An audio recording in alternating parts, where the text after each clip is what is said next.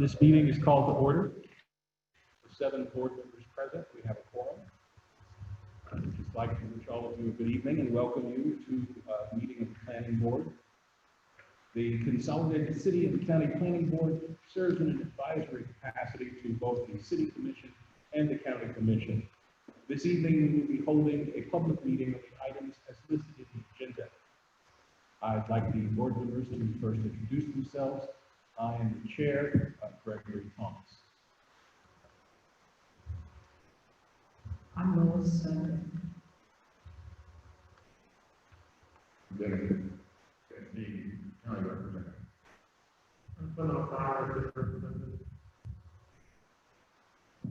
I'm Ken Demmons, County Representative. Corey Kenall, County Representative. We have a number of county staff with us tonight. I'll ask Mr. Italiano to introduce himself and the staff that will be assisting tonight's meeting. Thank you, Dr. Thomas. I'm Peter Italiano, Director of Community Development for the county. Sitting with me is Greg McNally, our Planner 3. Working on Zoom interface is Karen Rutherford. And behind me is Chris Cronick. She'll be taking public comment on the small screen. Before we begin our first agenda item, Mr. McNally will explain this evening's procedures. Mr. McNally, could you please be so kind as to inform us about tonight's meeting? Thank you, Chairman Thomas. Greg McNally, Community Development Plan for Lewis and Clark County. And welcome to everybody, and thank you for joining us here in the Civic Center at Civic. We are meeting in this space to afford us the opportunity to participate in your local government and to socially distance from each other. We are also hosting this meeting electronically via Zoom so that we can have more public participation in this time of a pandemic. We ask that you be patient if we have technical difficulties with the Zoom platform or technical platform. For those of you that are participating via Zoom, we ask that you keep your microphone muted throughout the meeting unless you are acknowledged and unmuted by the meeting host. This meeting is also being recorded. All public comments will become part of the permanent public record tonight. And comments may be made as an audio statement when the host unmutes you or verbally here if you're participating live. Once called upon, please state your name and address for the record, and we will also ask you to join with an appropriate screen name if you're using Zoom. Some people are also participating via phone. If you have joined us by dialing in and would like to make a comment, to raise your hand, you can press *9, and the Zoom moderator will see that you've raised your hand and wish to provide comment.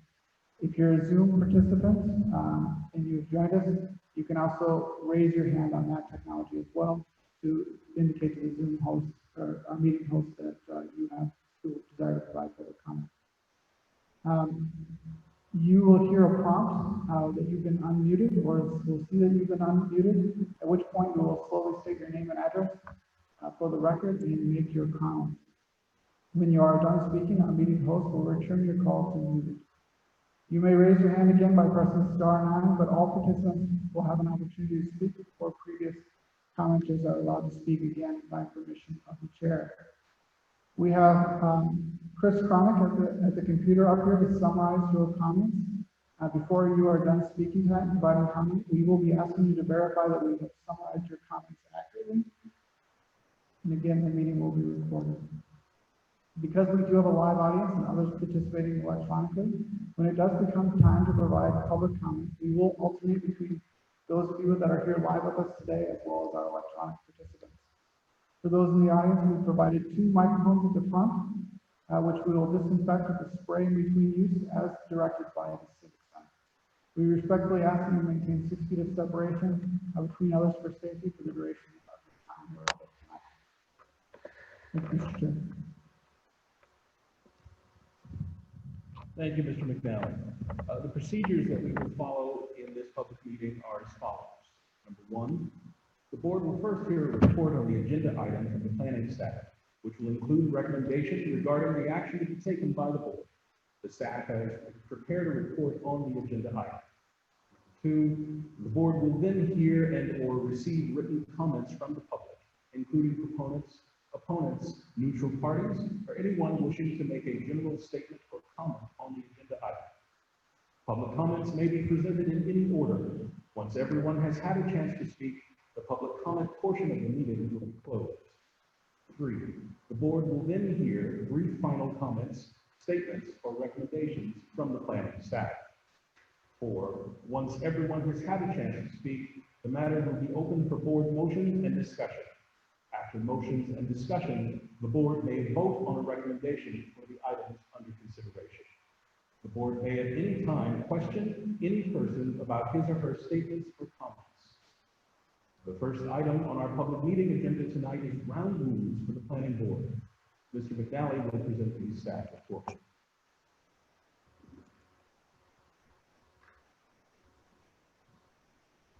Thank you, Mr. Chair. I have for your presentation on the ground rules.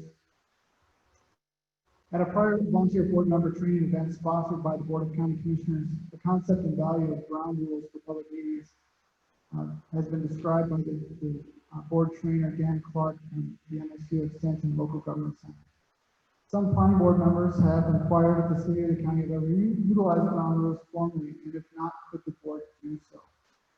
Ground rules are the general rules for conduct that participants are expected to follow in a public meeting, including ground rules and agenda materials, and are reciting them at the beginning of the meeting will alert all participants, staff, board members, and the general public alike that they share a role in ensuring that an orderly meeting can occur.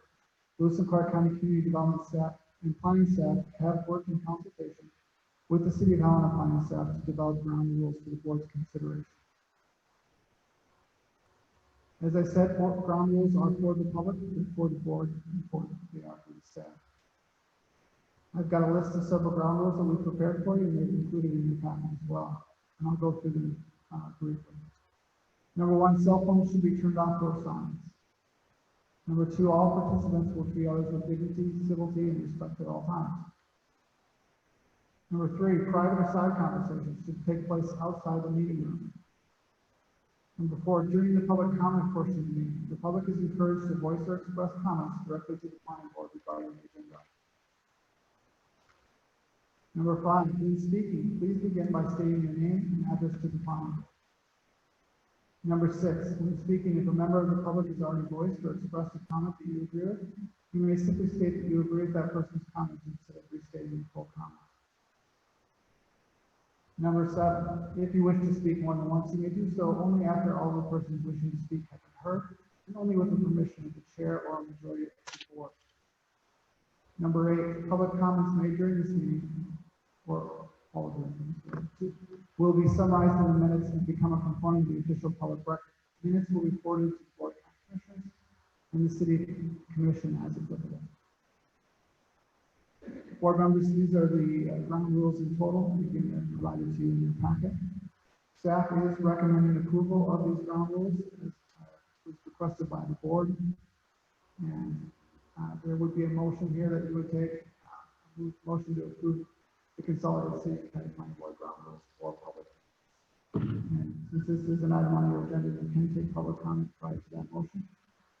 And then after a motion is made, we can have discussion. And that concludes that. Thank you, Mr. McNally.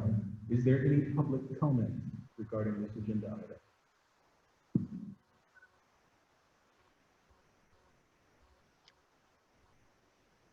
Hearing no public comment, we'll open it up for discussion and potential motion. Mr. Chair, I would move that statement back up there, that I would move that we do pass boards. I move approval of the consolidated city and county planning board ground rules. Second. Mr. McNally? If the board members could please speak up and speak directly into their microphones. We're having trouble hearing on the Zoom. And speak slowly, please. Mr. Chairman, so our Zoom moderator has just indicated to the board that when you speak, speak clearly and closely to the mic so that the folks that are participating via phone or via Zoom can hear more sufficiently. And Mr. Chair, once a motion has been made, the board is free to discuss the motion prior to vote. Any further board discussion of this item? Mr. Chairman, this is Lois. I want to thank the staff. I think these 8 items here on the ground rules capture very succinctly and pretty clearly what we talked about in terms of our work session. So thank you very much.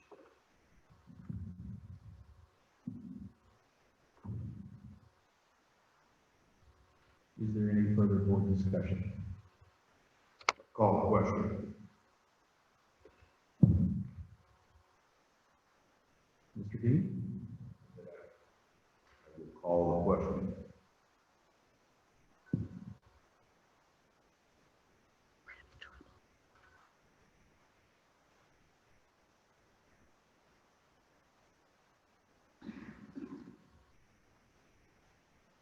Okay, let's go ahead and have the board vote, please.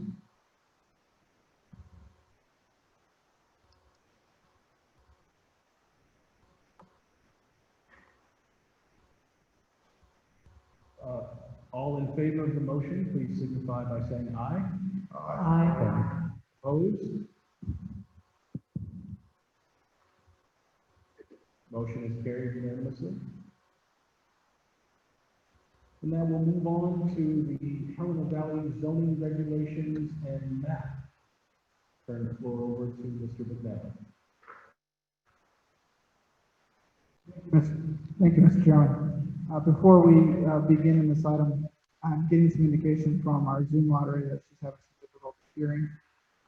And so, as I indicated at the beginning of the meeting, I would appreciate patience from those in the audience with us as we explore this new technology and make it work for all those that are participating. We did significantly do some troubleshooting on this technology prior to this meeting this evening, and it does sound like we are having some audio difficulty. So, Mr. Chairman, if we could just take a 5-minute recess, just so we can see if we can resolve that briefly, I'd appreciate it. Okay, taking a 5-minute recess. We will reconvene at 6:20.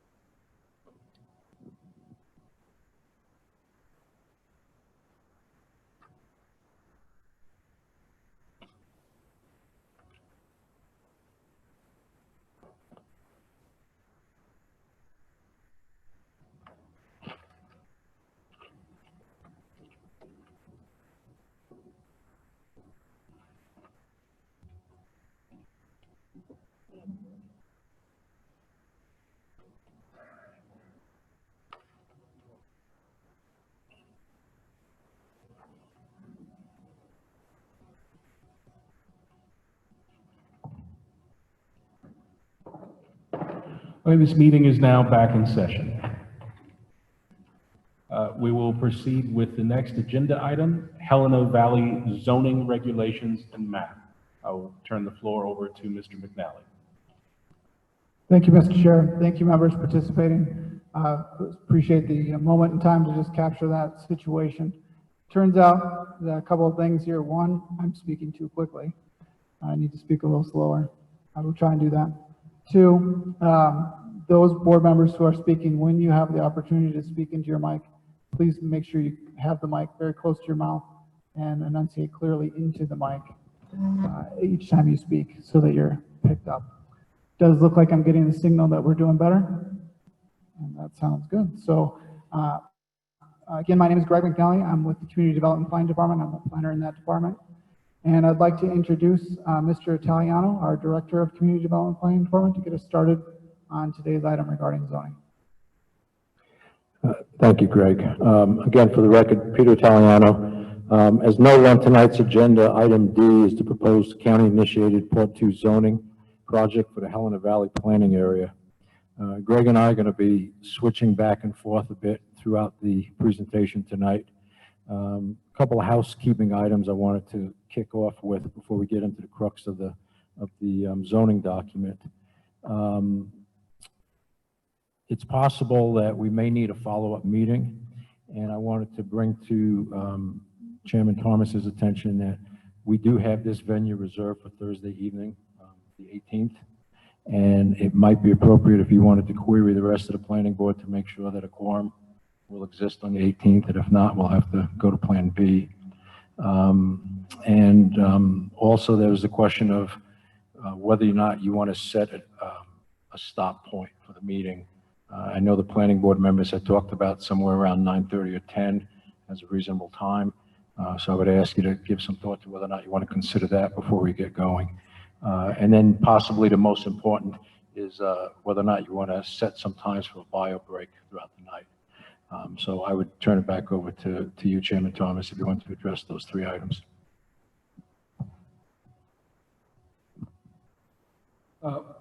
We had discussions among the board members just prior to the meeting starting, so there will be hourly bio breaks of 5 minutes. We also discussed a cutoff time for tonight's meeting, and that cutoff will be at 10 p.m., if not earlier, depending on the level of public comment received. And right now, discussion is open about whether or not we would have a quorum for a continuation meeting on the 18th.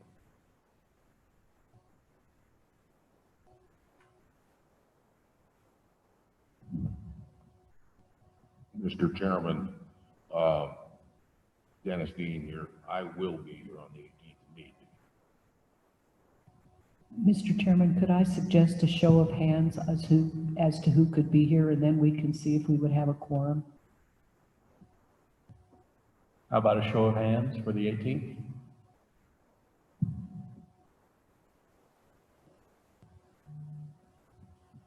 Okay, Mr. Italiano, back to you. Okay, thank you, Chairman Thomas. Thank you, planning board members. As I said, if we need to continue the meeting, we'll be back here on Thursday, the 18th of June. We will, if we do that, and for the members of the public, we will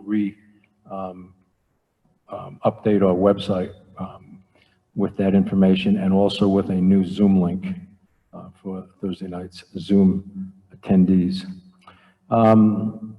So if we go to slide 2, Greg,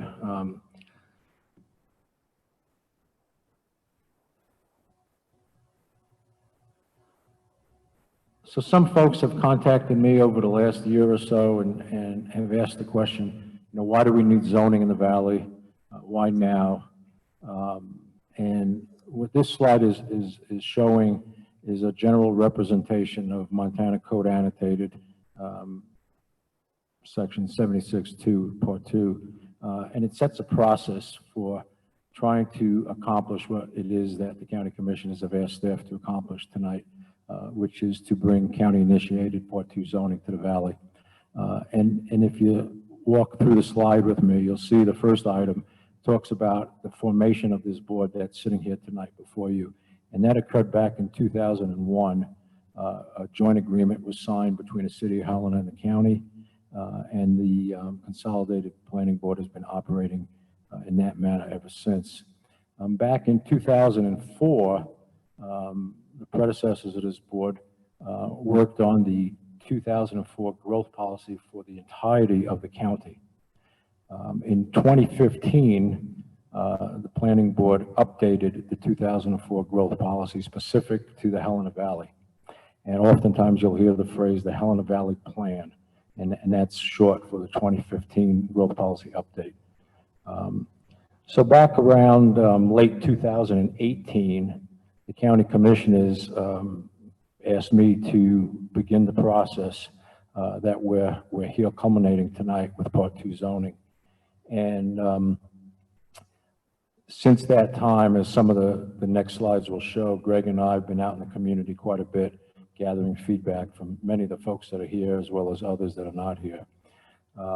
In February of 2020, I made a presentation, actually I made two presentations to the county commissioners, mostly status updates to where we were with regard to those outreach efforts before the county commissioners. And at that time, the county commissioners formally requested that the planning board begin the process to make a recommendation to them, which is what is set forth in state statute. And that brings us to today. And the purpose of this meeting, in fact, is to have the planning board make a recommendation to the county commissioners with regard to bringing Part 2 zoning to the Helena Valley. And at that point, as you can see, it's a path, a decision path for the county commissioners, should they choose to move forward in the affirmative or not. At this point, Greg, I'm going to turn it back over to Greg, and Greg's going to walk through a series of maps that have gotten us to this point as well. Thank you, Peter. So what you see on your screen now is the growth policy update, a map from our growth policy update from 2015. It is a map of the Helena Valley planning area that's included and discussed in that growth policy update. To reach back a little further, in 2004, the county adopted a countywide growth policy. In an effort to facilitate orderly growth, the growth policy identified future land use areas to guide the type and intensity of development. More specifically, the growth policy identified urban, transitional, and rural growth areas. Nonetheless, subdivision regulations and DEQ rules for water and wastewater have been the dominant planning paradigm in Lewis and Clark County. While effective on a subdivision by subdivision basis, they failed to take into consideration other critically important issues related to growth and development for our community at large. As new subdivisions are platted and houses are built, area-wide water sources can be affected. Local roads become overburdened. Fire protection becomes far more difficult and expensive. Improperly maintained wastewater treatment facilities become sources of groundwater pollution, and the impacts of flooding will continue to affect our valley. Between 2015 and 2035, our valley will grow by about 10,000 people. We will need about 4,000 housing units to accommodate them. When our staff started work on the growth policy update, it wasn't hard for us to see that our prior growth policy did little to facilitate orderly growth in between the years of its original adoption and the update. With the results of a citizen mail survey, multiple stakeholder meetings, and public open houses, we developed a key issues report as volume 1 of our growth policy update that you can see online. The key issues report discusses and explores the following issues: water availability, roads, wastewater management, fire protection, and flooding. I'll read some of the key points from that particular report. Population growth has been focused in small areas of the valley that have changed from rural to suburban and urban densities, and these areas will continue to grow and urbanize. The system in place for review of new subdivisions is failing to ensure the residents of Lewis and Clark County have access to a reliable source of water. Aging individual septic systems and non-municipal wastewater systems and the proliferation of newer ones over drinking water supplies creates a need to provide active oversight and management of such systems.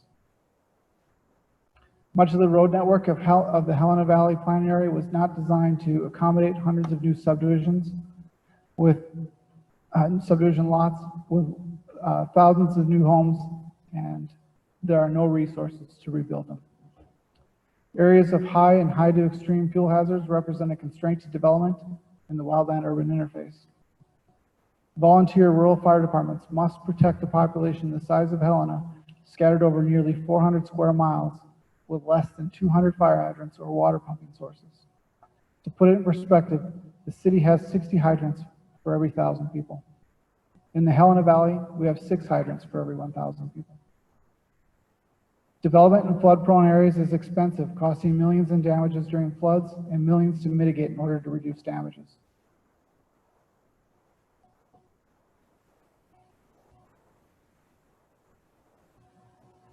In our growth policy update for the Helena Valley Plan area, we looked at policy options to address these development constraints, particularly those key issues I identified. The policy options that we looked at and discussed in the growth policy are investment in infrastructure, density controls, improved regulations or performance standards for our subdivisions, and of course, education. Ultimately, the growth policy comes to the conclusion that a combination of all 4 of those things is the best thing suited to address the growth we expect. In our 3 growth areas that you see on the screen, the rural growth area, which is the RGA in green, the TGA area, which is the yellow area in the middle, and the UGA, which is the urban area adjacent to the city of Helena. We should use all 4 of those policy options with a focus on 1 in each area. In the urban, we should focus on investments in infrastructure. In the transitional, we should focus on improving our subdivision regulations. And in the rural, we should focus on density controls, which is what we're here to discuss tonight. As Peter alluded, we did start a public process. We came out with a map way back in December, just back in December of 2019, that identified several different zoning type districts for the rural area. We received quite a bit of feedback on that, and as a result of one of our first public listening sessions, we came back and revised that map on February 4th, 2020, to reduce some of the green areas, which were 160 acre density, to a 10 acre density, as shown in those colored those circled areas on your screen. In February 14th, in response to some comments that we received from Fish, Wildlife, and Parks, we actually discussed maybe we needed to add more areas at a 160 acre density, which is why you see the darker green on public lands. Ultimately, however, we decided to pull back from all that direction as a result of a lot of the listening sessions and a lot of the feedback that we were receiving. We simplified the map to keep only 1 zoning district in the rural growth area, and that's what you see here before you today. So today our map just includes a 10 acre density in all those pink areas. In addition, on this map, there are several other types of districts shown. There are Part 1 districts. These are citizen-initiated zoning districts that already exist in our valley. These districts were established by citizens in that area to create zoning regulations that apply specifically to them. They've been created over the last 40 or so years, and they're throughout this planning area. These regulations do not affect those districts. Those districts will still continue to have the regulations that they have currently. In addition, we adopted Part 2, which is county-initiated zoning, in and around Fort Harrison. That's in the area on your screen in this location here. That's a zoning that we established around Fort Harrison to protect the fort so it can continue to operate as they have indicated. And now I'm going to turn it back to Mr. Italiano, who's going to talk a little bit more about some of the outreach that we've done. Thank you, Greg. So what this slide is showing is public outreach and public participation efforts. And it's an interesting process in MCA 762205. It's a fairly simple, straightforward public notice scenario, and almost all of the public outreach efforts that we did far exceed and go above and beyond what's required by state law.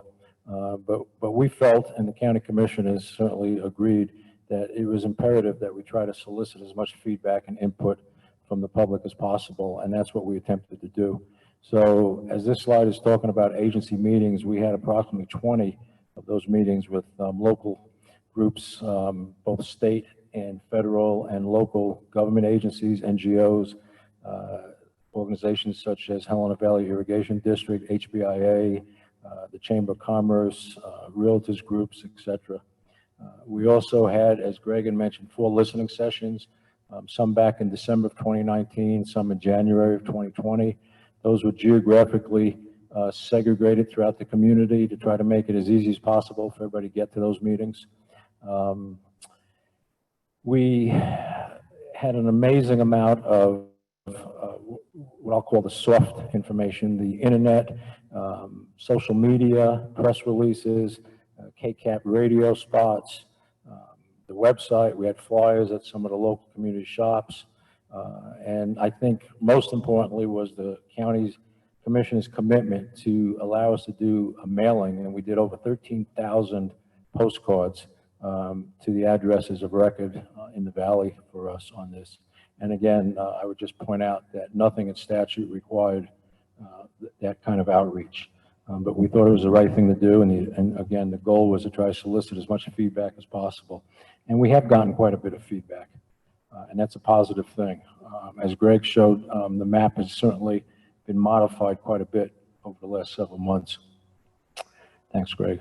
In 2015, as I stated earlier, the planning board and the county commissioners looked at the update to the growth policy. And that update, again, was specific to the Helena Valley planning area. It was really a highly citizen-driven process. We had a consultant on board, but when you go back and look at the files, we had a lot of tabletop exercises and a lot of hands-on in the community that drove that. And as Greg said, the result of that was a 2-volume document. It's online. I would encourage everybody to take a look at it. It's very well put together, and it kind of sets the strategic vision for the valley going forward. And as Greg said, one of the things it identifies, in addition to the 5 key issues or constraints, is the fact that we're still looking, even with those constraints, at a potential of up to 10,000 additional population number. Let's see, the proposed format that you probably have in your packets or have seen online for the zoning document is what I'll call, it's a very basic traditional Euclidean model. And what it sets forth is to take a particular area, in this case, the Helena Valley planning area, and to break it up into multiple smaller areas or zone districts. And as Greg had shown on the previous map, the April 13th map, we had basically 3 primary zone districts that were more or less in sync with the planning areas in the growth policy. Let's see.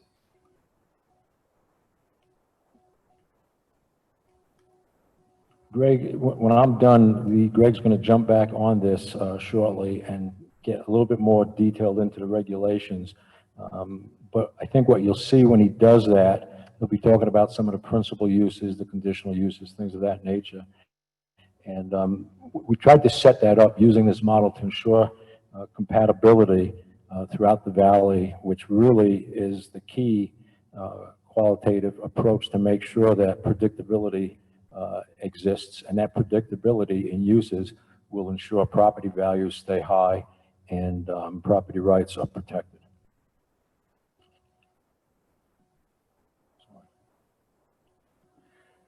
So one of the other aspects we wanted to make certain was that we're not going to create some overly burdensome process for builders, developers, and the mom and pops of the community to have to navigate. So what we're showing on this slide is a series of processes that are built within the document itself, and Greg will go through some of these, and I'll go through some of these. And the purpose of these really is to ensure that flexibility. So when you look at rezoning, one would say, I've been asked a lot by folks, probably a lot of you in this room, what happens if the county commission has approved this zoning and I don't like the way my land is zoned? And the rezoning process that's written in the document sets forth that process for how a landowner can adjust their zoning.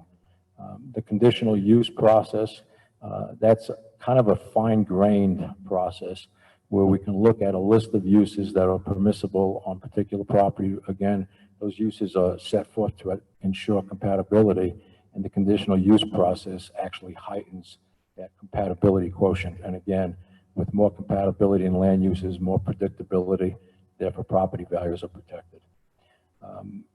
No matter what you do with a zoning code, and I've been doing this a long time, you're always going to find the what ifs, the unexpected scenarios, okay, oftentimes in the legal world called hardships. And that's where the variance and the appeal process comes in. So we can look at all those unique oddities that may occur, whether it be topographic or some other type of constraint, and allow flexibility for all involved. Then, of course, there was the question, well, what happens if the commission has approved this and I'm in that pink zone that's a minimum 10-acre parcel size, and yet my lot is, 8.2 acres? What happens? And that's where this bullet called non-conforming uses and structures comes into play.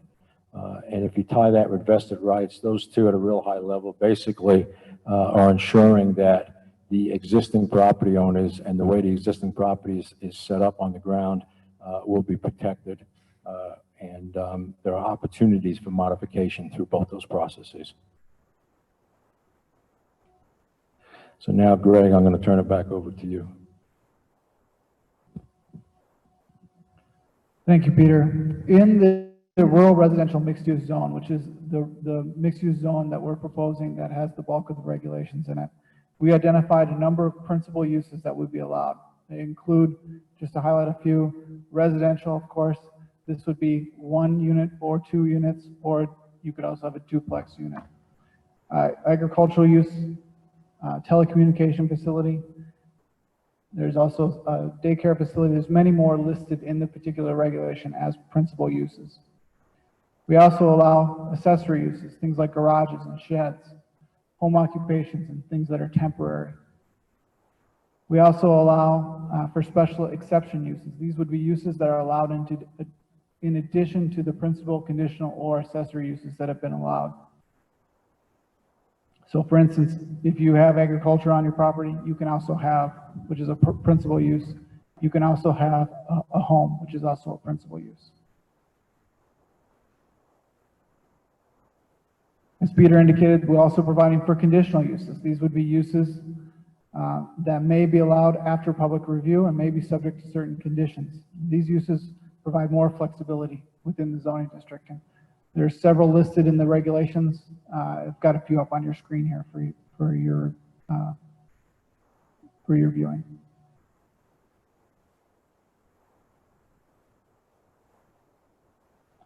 There are certain requirements included in the regulations. The primary one is density, 1 parcel per 10 acres. That's what the zoning in the rural residential mixed use calls for. There's also provisions for minimum setbacks and maximum building heights for all those uses. There's also water body setbacks for the protection of surface waters. These water body setbacks mimic the water body setbacks that we currently include in our subdivision regulations. There are parking standards for non-residential development, and there's lighting standards to minimize light pollution, glare, and trespass, and to maintain nighttime safety and security. Board members, you have been given a pretty thick packet for this evening's meeting. In addition, you showed up today and you received some additional information, which we will be putting online tomorrow. That additional information includes a few other those agency letters that we had gathered when we did our first agency meetings back in 2019. We held those 4 listening sessions that Mr. Italiano spoke to. We did take some notes on those. We do have some of those comments written, and questions have responses to them. We provided that to you as well. We also prepared our packets for you on June 10th. And so between June 10th and now, we've received quite a bit more public comment. That public comment has also been provided to you. And then one final additional item, Mr. Italiano did note in your initial packet, there's a resolution for your consideration. And Mr. Italiano noted today that he saw an error in that, and he did make a correction in that error, for that error, and did provide you additional resolution. So that information has all been provided to you. And again, we will be providing that information online at the website where we've been posting information for zoning.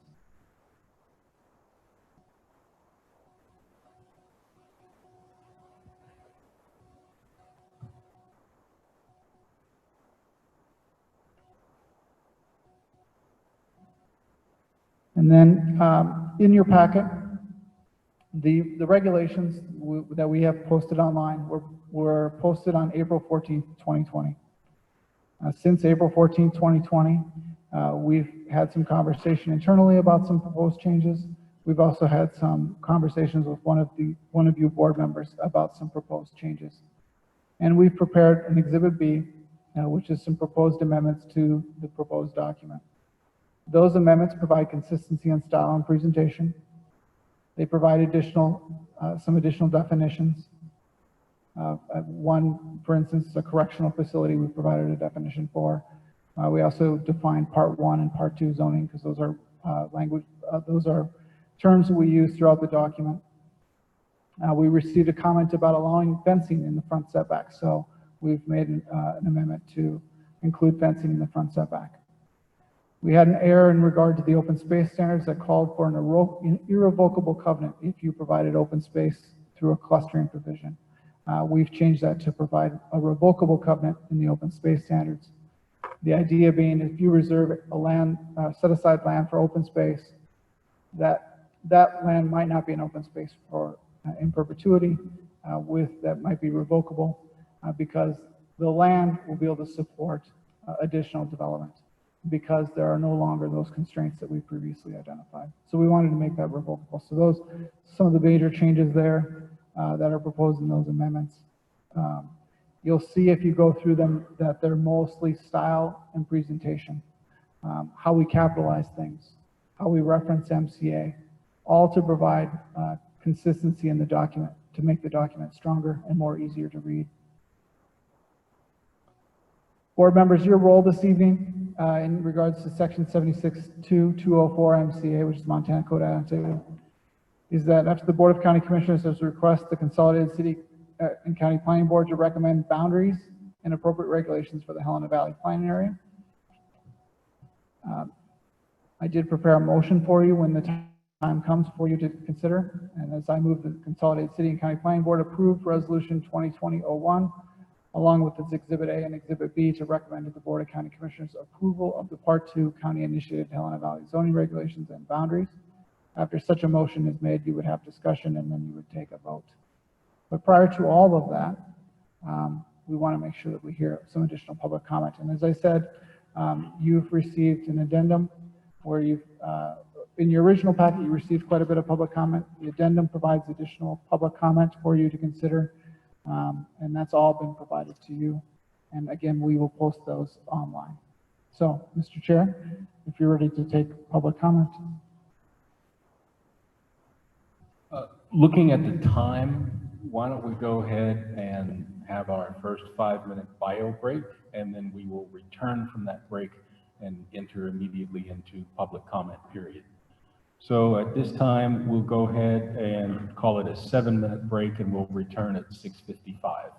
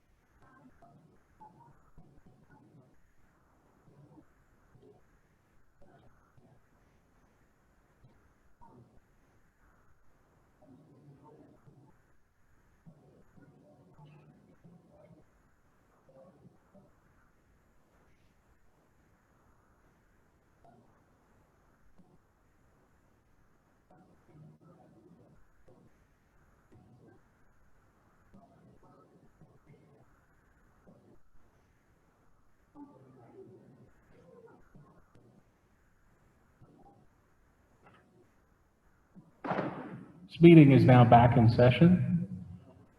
Before we begin the public comment period, we have just a couple of housekeeping items. First, I'm going to turn the floor over to Board Member Steinbeck.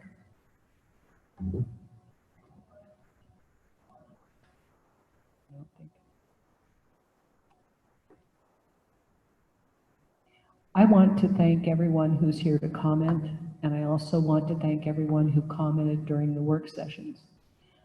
I read all the comments that were submitted prior to the meeting, and I found them very useful, informative, and helpful. Based on those comments, I expect to have some discussion during when we finally consider action on these regulations that are directly related to the comments that we received as a board. And I want to thank those of you who put the effort into that to get them to us before the meeting tonight. If you have submitted written comments and are testifying again, I would ask that you summarize what you wrote to us, because we've all read it. And then if you have something new, please emphasize that for us so that we don't miss it. And I would just ask that, Mr. Chairman. Thank you, Ms. Steinbeck. Now, just prior to opening, again, just friendly reminders for everyone. Please begin your comments by slowly stating your name and address, and then proceed to make your comment. We have Ms. Cronick at the computer up here to summarize your comments. Before you are done speaking, we will ask you to verify that we have accurately summarized your comments. Because we have a live audience and others participating electronically, when it becomes time to provide comment, we will alternate between live and electronic participants. For those in the audience, we have provided 2 microphones, which we will disinfect with a spray in between use as directed by the Civic Center. We respectfully ask that you maintain 6 feet of separation between others for safety. The floor is now open for public comment.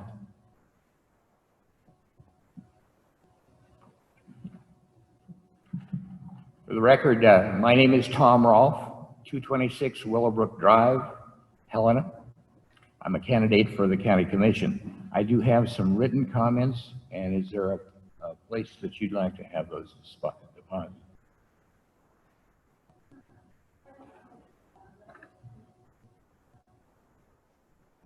Can you please repeat your address, sir? 226 Willowbrook Drive, Helena.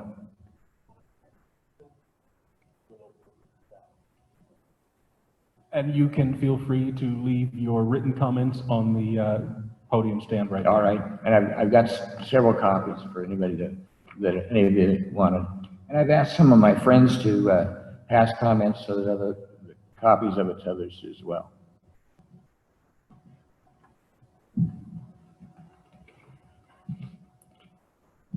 A few years ago, there was an advertisement on television that said, "Can you hear me now?"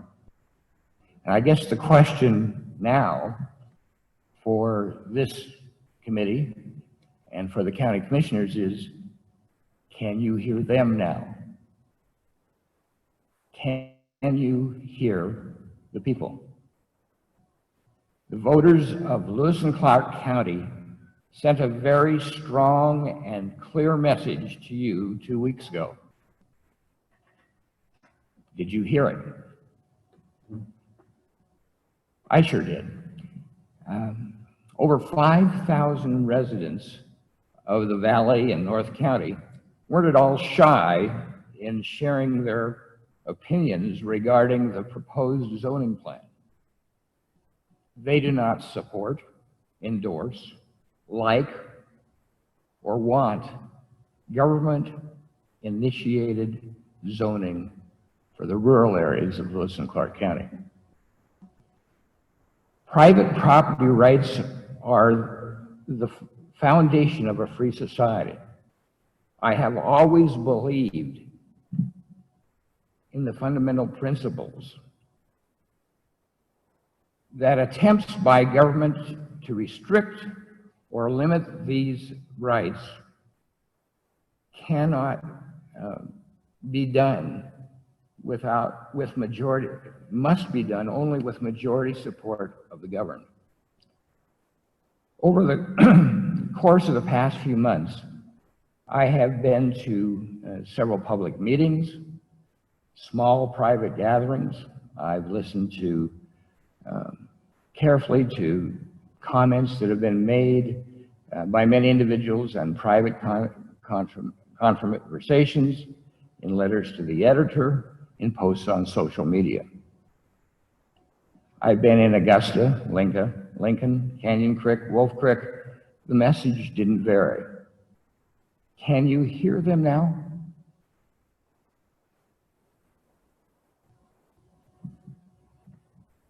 I heard it, and I wasn't at all surprised by it. We, the people of Lewis and Clark County, take our rights seriously, all of them, including our right to acquire, use, and dispose of the property we own for any lawful purpose. As a candidate for the commission, I felt it was not appropriate for me to comment until the people most affected by the proposal had a chance to be heard. They have spoken, and the message is unmistakable. I heard them, and I agree with them. I fully and unequivocally support my fellow citizens in objecting to the imposition of zoning requirements without the support of those who are most impacted. It's time for the current commissioners and this committee to reevaluate the zoning plan. I assume that the purpose of the public meetings is to give the committee a sense of where your constituents, where the people we're representing, stand on the matter. There can be no doubt the current plan is not acceptable. I believe the proposed plan was developed with the best of intentions. But as they say, the road to hell is paved with good intentions. It's time to go back to the drawing board, and this time you not only have to listen, you have to understand and act in the best interests and at the direction of the people who are being governed. The primary election sent a lot of messages to our current and future leaders, nationally, statewide, and locally. Very few of them were subtle, but the loudest and most unambiguous in Lewis and Clark County came from outside the city of Helena. I've heard it, I agree with it, and I urge you to act in the best interests of those whose livelihoods and treasure are vested in this beautiful land that we live in. Take the proposal for the proposed zoning plan in its current iteration off the table and come back with something the people will endorse. Thank you.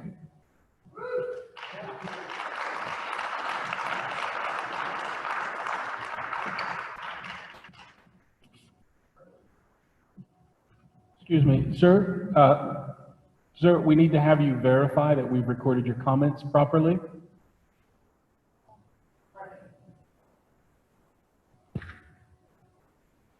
if you'd please be so kind to take a look at the screen on the right of the stage and see that we have properly recorded your comments. Thank you.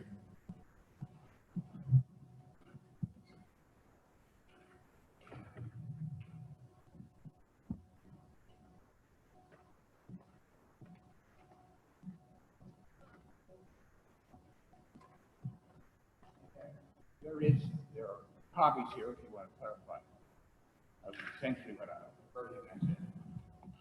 Thank you.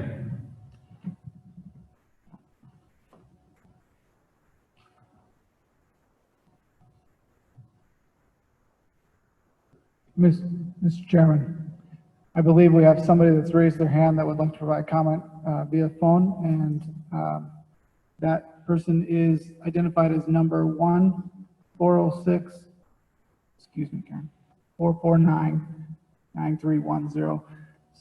Madam Mercer, your phone has been unmuted. You may provide public comment if you're ready. Well, my name is Russell Hill. My address is 1032 North Warren here in Helena. And actually, when I raised my hand earlier, it was just to thank you for working on the audio reception. It's much better. That worked. But since I'm already here, I will say I own property above Remini, and it's hard for me to know whether I support this because I had a hard time telling whether the water flume that runs from Scott Reservoir to Chessman is included in any of the 4 categories of water bodies. So I think that's real real important to make clear, and I'll just leave my comment at that.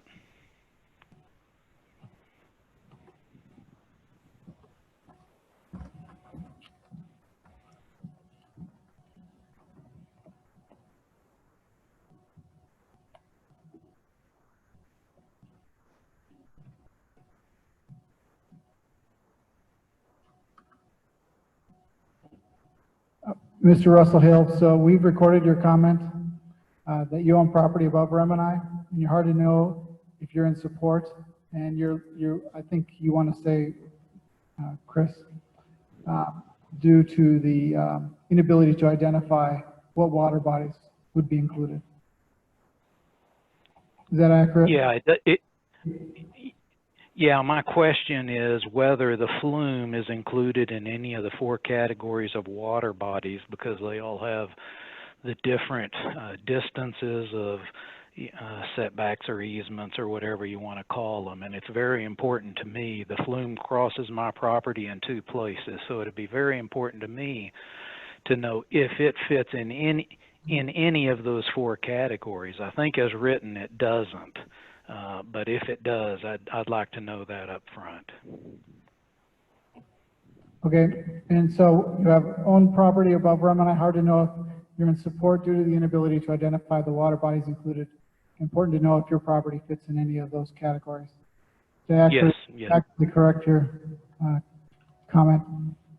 No, that's correct. I'm focusing on the flume. The flume itself, it leaks like a sieve, and it sometimes creates its own intermittent stream. So just make sure you deal with the flume as kind of a unique water course.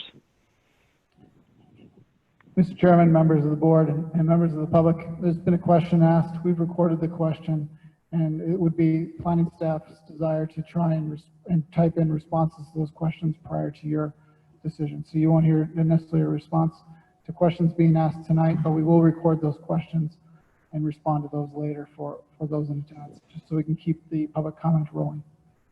Thank you, Mr. McNally. Are we concluded with this comment? That I believe we've muted that individual. Thank you. Okay, we're ready for our next public comment. Thank you, Mr. Chair, members of the committee. For the record, Abigail St. Lawrence, Abigail, last name St. Lawrence. Address is P.O. Box 2019, Helena 59624. I'm here on behalf of the Helena Building Industry Association. Mr. Chair, members of the committee, I do have copies of these comments, enough for all of the commission members, as well as for the record, I would ask that rather than my comments be paraphrased, that these comments be added into the record as the record of my comments. It's about 5 pages worth of comments. I am by no means going to read all of those at all. You all are capable of reading those, but I would like these entered rather than paraphrased, and I'll leave those at the podium. First of all, HBIA, as the representative of residential and light commercial building and associated industries within Lewis and Clark and surrounding counties, does appreciate county planning staff's efforts for some constructive dialogue with the association as a primary stakeholder, of course, in the outcome of today's discussion, as well as the final outcome from the County Commission. To date, that dialogue has resulted in some positive changes to the zoning map, and we do appreciate those. However, HBIA still does have concerns over the Part 2 map as currently proposed, as well as the regulations. I will note that these comments are based on the extensive draft regulations as put forward on April 14th. We have had the chance to very briefly review the amendments that were dated June 11th, but have not taken all of those into consideration. And of course, this is still a bit of a moving target, which actually is one of our first primary concerns. But I do want to make that clear. These comments are based on the regs as dated April 14th. Rather than going line by line, our comments are focused on 7 primary areas. I will highlight those, but I do encourage and request respectfully that the committee read through the full detail of those comments. First and foremost, we are concerned about the procedure and process for development of these Part 2 zoning regulations. Again, we do appreciate that the county planning staff have made improvements in outreach efforts, and particularly communication with HBIA. But there are still serious concerns about the methods by which the county has developed the zoning proposals and its pursuing adoption. As I've said, this has turned out to be a bit of a constantly moving target, which makes constructive comment on this, which I know, of course, is this board's goal, to be rather difficult. Even this evening, we have apparently now 48 hours, with tonight being the first public notice of a subsequent meeting. And to me, that seems to evidence a rush to decision and a rush to get this to the county commission, rather than an opportunity for this board to take into consideration all of the comments being provided tonight, both written and orally. 4 hours worth of comments to be consolidated and considered within 48 hours, and then a decision to be made. Decisions this large should be considered and also properly public noticed, which is not 48 hours to be announced for the first time tonight. Our second primary concern is whether these regulations fulfill the overall purpose of the proposed zoning. It is correct that the purported purposes, water, wastewater, roads, fire protection, and flooding, do fall within the allowable parameters of zoning under Montana Code 752203. Unfortunately, from our perspective, the proposed regulations do go beyond those purposes, and also in some instances don't actually fulfill those purposes. For example, the current proposed regulations contain little in the way of specific flood control measurement requirements, provisions for innovative water and wastewater system improvements to county roads, or standards for development of new roads, or specific fire protections. Furthermore, by setting aside the vast majority of the Helena Valley planning area for minimum 10-acre lots, it is reasonably likely that the proposed zoning regulations will actually exacerbate current concerns with flooding, fire protection, and roads by incentivizing and perhaps even facilitating primarily large lot development. Third, we are concerned about the proposed zoning districts and impact on housing affordability. As this board and certainly everyone is aware, while Lewis and Clark County has been spared some of the extremes of housing prices that counties such as Missoula and Gallatin have already experienced, we are by no means safe from this. Minimum lot sizes in the outlying area where really our growth can occur, as we heard, we're anticipating the need for 4,000 new homes in the near future, will not facilitate affordable housing development and could only accelerate property increases. This leads to our fourth concern, and that is impact on taxable values as well as county revenues. Along with impacts on affordability, zoning proposals will undoubtedly impact taxable land values and along with that county revenue. In prior public meetings rolling out this idea, some county staff have flippantly dismissed any public concerns on property impacts on sweeping zoning proposals. While it is uncertain what the impacts on taxable land value and consequently county revenues will be, what is certain is there will be some impact.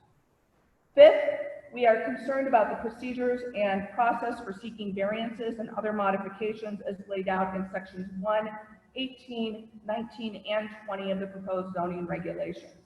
The procedures pose serious concerns in terms of regulatory certainty, as the standards for decision-making in all of these procedures are nebulous and timelines uncertain or even non-existent, and overall transparency murky. HBIA is seriously concerned about the expense in terms of both time and resources such unclear standards and procedures pose for citizens and for the county. Sixth, we have some very serious concerns about the impact on home-based businesses posed specifically by section 16 of the proposed zoning regulations. Many HBIA members, both primary members and associate members, actually operate their businesses on the same property on which they operate their residences. These businesses oftentimes include not only their individual offices, but also the shops under which they operate, and do have more than 2 employees. Seventh and finally, we are concerned about the interface that these proposed zoning regulations and how they will work with existing regulations. Section 1, subsections 102 and 103 of the proposed regs do attempt to provide guidance on how Part 2 zoning maps and regulations would interface with existing Part 1 zoning and other applicable regulations. However, the language in those 2 subsections is vague at best, which results in difficulty in compliance. HBIA suggests the development of clear and concise standards for when existing regulations conflict with the Part 2 zoning. Again, we do appreciate the opportunity to comment, and we look forward to further productive conversation, both with the county planning staff, this board, and eventually the county commission. We would like to highlight that in the motion that has been provided for this board for its eventual consideration, that it does neglect one important option that this board has, not just to accept or reject, but also to modify the existing regulations and include your recommendations with that to the county commission, and we would ask that you take those under consideration. I will leave the copies of the comments here. Again, they're much more extensive than what I've provided. I've just provided a summary, and there are sufficient copies for each one of your individual members, as well as for the county planning staff and for the record. Thank you.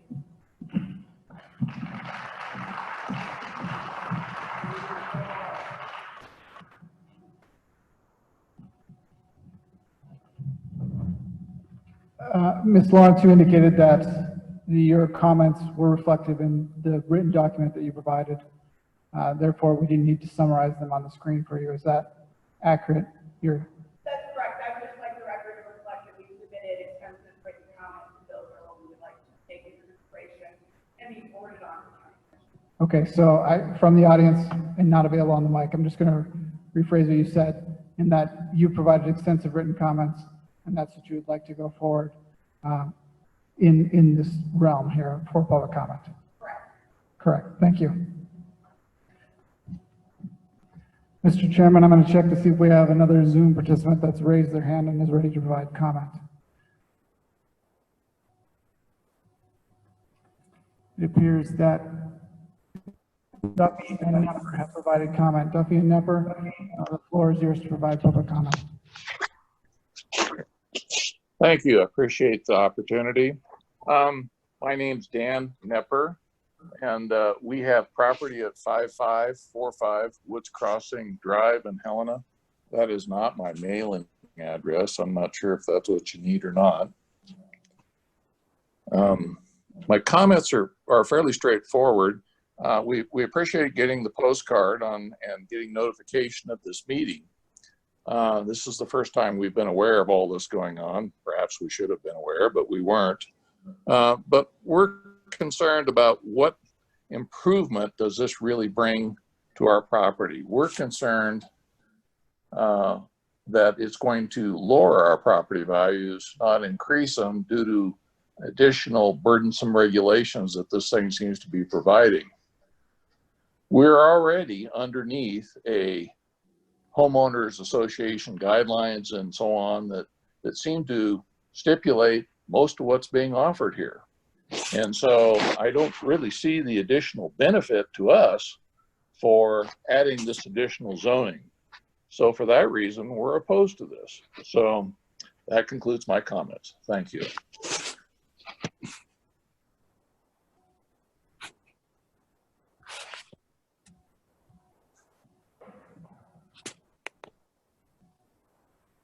Sir, your comment that we've recorded is that you appreciate the postcard. First time that you become aware of this process. One improvement will this bring, and believes that this will lower property value and does not see the benefit.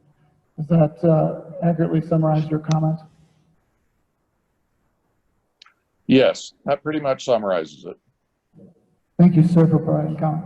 Mr. Chair, the next individual online, please.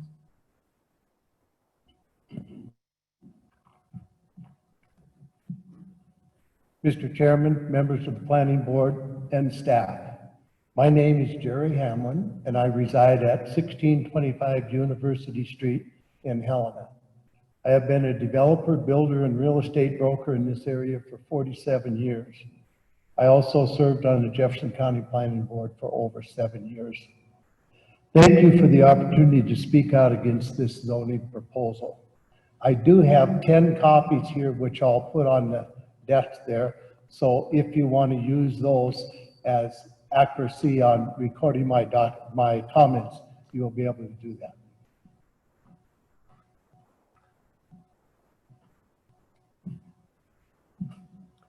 I think the first thing I'd like to hit on is that our state and federal constitution and our Declaration of Independence all grant every landowner certain inalienable property rights. An inalienable right means that it cannot be surrendered, sold, or transferred to someone else. In actuality, it is a natural right to own property. Every landowner has this inalienable right to own his land. He has the right to earn income from it. He has the right to transfer ownership and the right to abandon it or destroy it. The right to own and control your own property is vital for a healthy country, and our founding fathers recognized it as one of the major inalienable rights, right up there with life, liberty, and of course the pursuit of happiness. That inalienable property right is what causes me concern about this current zoning proposal. We have been told in previous meetings that those rights may have to be sacrificed for the common good. I do not believe that statement to be true, and I would like to know who determines the common good. If the determining factor is that which is made by the government, I believe we're in real trouble. Here is why I believe that. Governments are instituted to secure, not grant or create property rights. This proposal amounts to a taking of a landowner's private property right. When a landowner loses control of his God-given right to own and use his property, when the county mandates this type of zoning. In this case, the county has drawn arbitrary lines and essentially taken for its own use or the common good within those lines. Zoning creates an artificial scarcity of lots, and the price of land will skyrocket as a result. It is doing nothing to level property values. It does nothing to guarantee certain property values that was shown in some of those other exhibits tonight. I do not believe that is a true statement. County initiated zoning is a massive overreach by the county government with no real benefit to the landowner. The last testimony from the individual on the Zoom said the same thing. There are already rules in place governing the development of land in the county and the state and the federal government. This zoning is not needed and is a duplication of the regulations that we already have in force. Top-down zoning, that which is controlled and initiated by the county government, is almost always bad. If citizens want zoning in an area, they should request it. Zoning should come from the people to the government, not from the government to the people. This zoning proposal is especially bad for large landowners and other ranchers and farmers who have worked the land for their whole life, only to find that now they can only divide off 10-acre slice to give to their family members. They would like to be the ones, the farmers and ranchers would like to be the ones who determine whether their ground is prime agricultural land or not. Furthermore, as a result of this proposal, they are terrified at the reduction in their land appraisal values and the resulting impact on their lines of credit at their banks. They wonder if they will have the money to continue their normal operations if this goes into effect. For the government to come forth with such a drastic plan that will undoubtedly decrease property values throughout the county without considering the plan's drastic economic impact on its own budget and the budget of the landowners is tantamount to a dereliction of its duty to the taxpayers. Furthermore, for the government not to notify each and every affected landowner of the potential harm of this zoning will impose on them further evidence of the short-sightedness of this zoning proposal.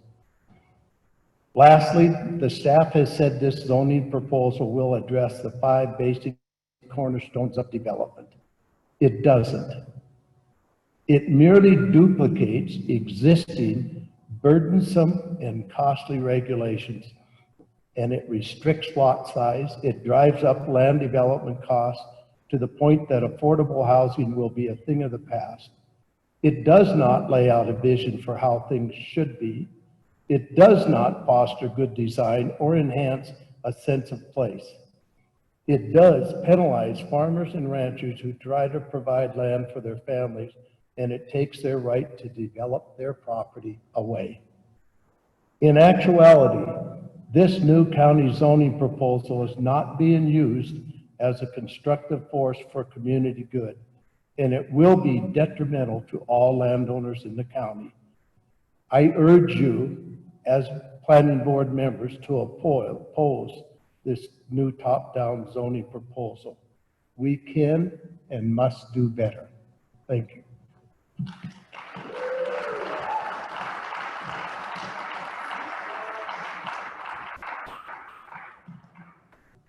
Mr. Hamlin, if you could please approach the mic one more time. Just want to be clear, you indicated at the beginning of your public comment that you provided some written public comment. That written public comment is reflective of the verbal comment that you just provided. Yes, they do. Serves as a record of your comment this evening. Yes, that will be the record. Thank you, Mr. Hamlin.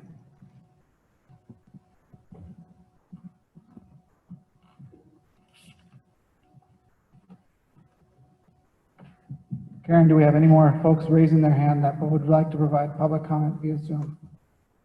We do not. If there's anybody that's participating via Zoom on the telephone call and would like to provide public comment, please raise your hand by pressing *9 or pressing raise your hand on the electronic computer.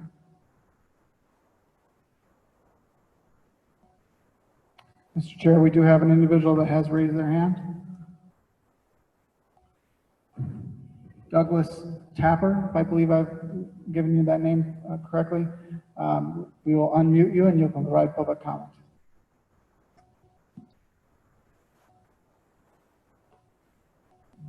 Thank you. Can you hear me all right?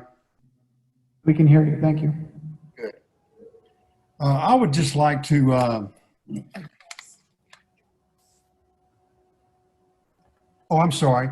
My name is Doug Tapper, and my address is 6050 Willow Creek Road, Helena, Montana. I would like to kind of hitchhike on what Mr. Roth said earlier. He was so eloquent. And also Mr. Hamlin's comments. We moved here some time ago and purposely moved to the county because we liked having a little property and being able to do with our property as we wished under the law. So please add our voices to the ones who oppose this. By the way, we were never notified of this action by the board at all. I only found out about it last week after having had an occasion to call somebody down at the county. And they happened to be a friend of mine, and I was talking to them, and they mentioned it. So I'm not sure who did the outreach or how it was done, but for some reason, we were never contacted. We are strongly opposed to it for all the reasons that were listed by Mr. Roth and Mr. Hamlin earlier, and also the lady who spoke for the HBIA. And we would ask that you strongly consider not approving this zoning plan. Thank you. Mr. Tapper, we've identified your note that you agree with Mr. Hamlin, and I think he said Mr. Ross, not Mr. Rolfe. Did you say Mr. Roth? R-O-L-F, Rolfe. Oh, Mr. Rolfe, I'm sorry. So she did enter that incorrectly. Moved in the county to be able to do the property, do with your property as you wish within the law. Did not know about this process and only found out about it last week in the conversation, and that you are opposed. Does that capture your comment, sir? Pretty much. Thank you. Thank you for commenting.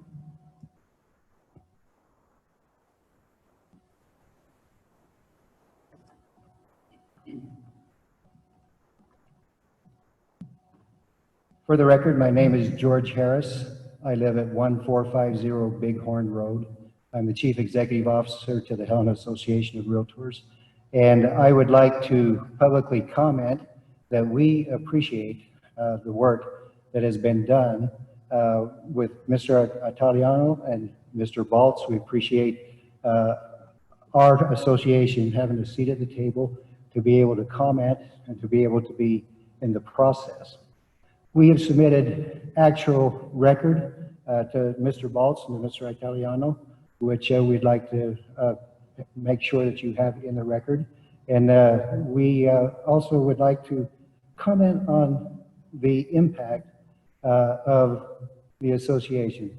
The Helena Association of Realtors has 355 members of professionals, highly trained real estate professionals who make a living trying to help the public and trying to help our citizens to obtain the most important purchase for many of them in their entire lives, and that's the purchase of their homes.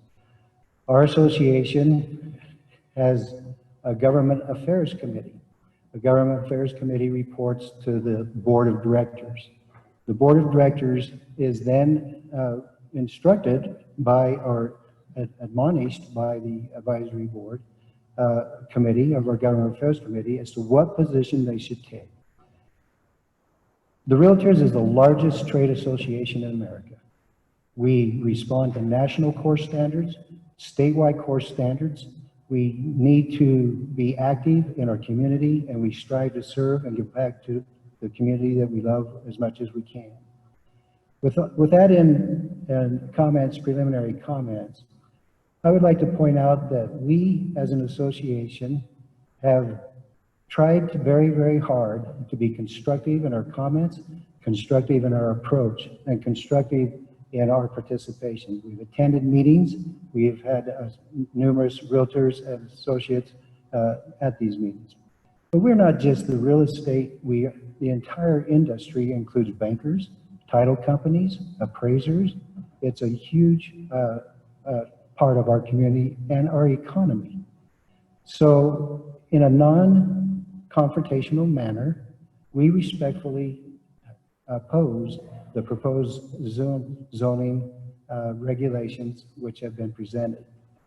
We have asked that you indulge our association and hearing from our chairman of our Government Affairs Committee. The chairman of our Government Affairs Committee is Mr. Bill Gowan, and I would respectfully ask the permission to have the remainder of my comments deferred to Mr. Gowan for the specifics of our opposition to the proposal. With that, Mr. Chairman and members of the board, thank you very much for the opportunity to serve.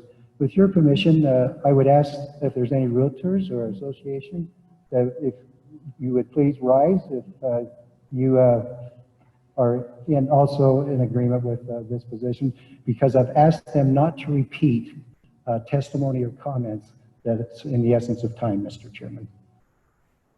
Thank you. With that, Mr. Chairman, I'd ask if Mr. Bill Gowan could present our specifics of our position.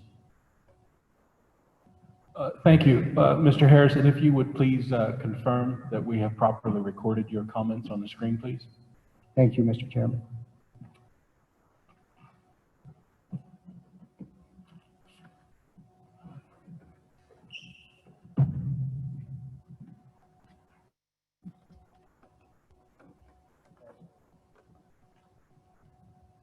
Mr. Harris has confirmed that his comments were correctly recorded. Mr. Chairman, we still have some participants on Zoom, and I don't know if any of them have raised their hand. Karen, Mr. Rutherford, have any raised their hand? No, they haven't. If anybody on Zoom or are calling into Zoom would like to provide public comment, please raise your hand again. You can press *9 or click the raise hand button on your computer or electronic device.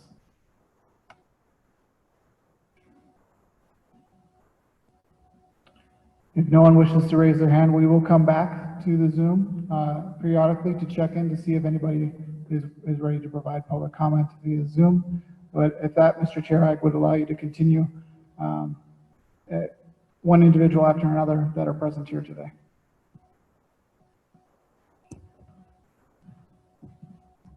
Mr. Chairman, members of the board, my name is William Gowen, Gowen, and I reside at 8229 Abbaset Drive, Helena, Montana. I rise here as the chairman. Gowen.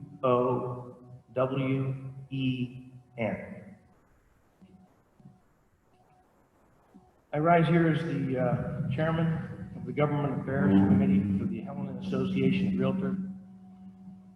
My job every day is I'm co-owner of Helena Abstract and Title Company, and I do land transactions for a living in Lewis and Clark County and some in the surrounding areas. I stand here in support of the process that we go through. And I encourage you to listen to all of these comments, as I know you will and you are obligated to do. It is important that we all understand how the value of real property makes this the greatest and strongest country in the world. Some people will say that it's a nuclear bomb. It's not. We own our property. We can borrow against our property. We can use our property to make our living.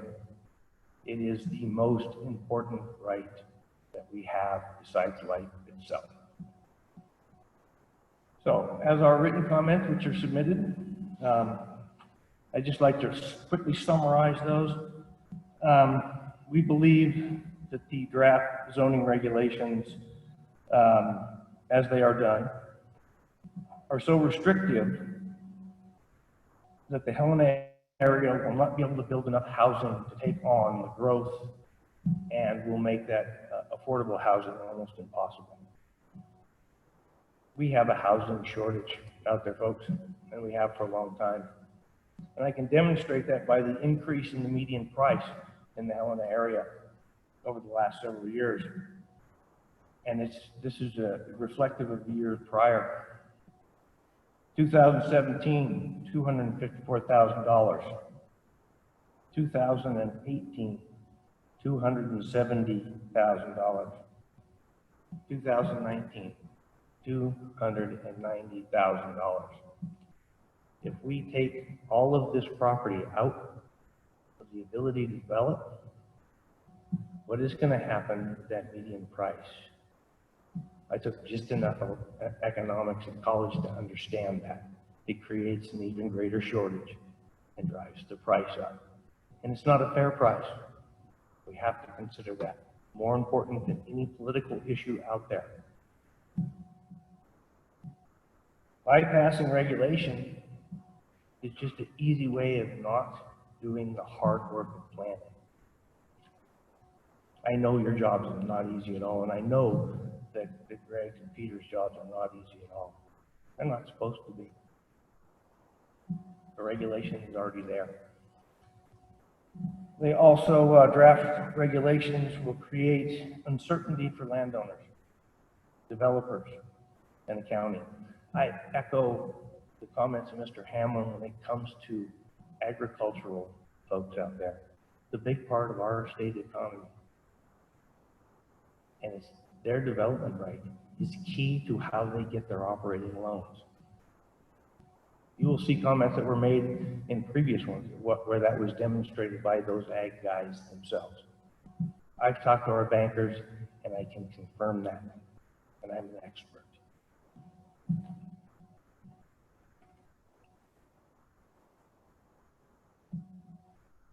My job when we issue title insurance policy and close transactions is to assure and protect the private property rights of those individuals. I really respect the work that the county staff has done and all the work that they work and how they worked with us.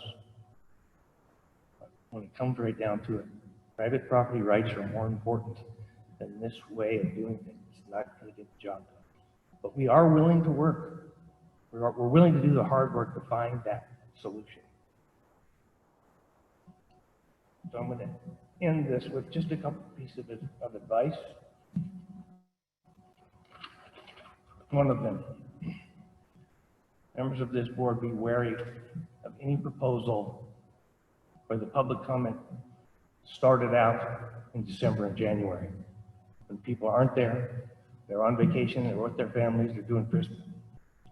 There's a problem there. Be wary of a proposal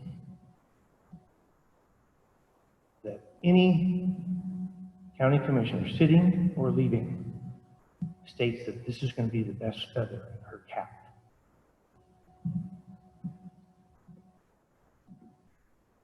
And last of all, don't participate and encourage the largest taking of private property rights I've ever witnessed in my life. Thank you.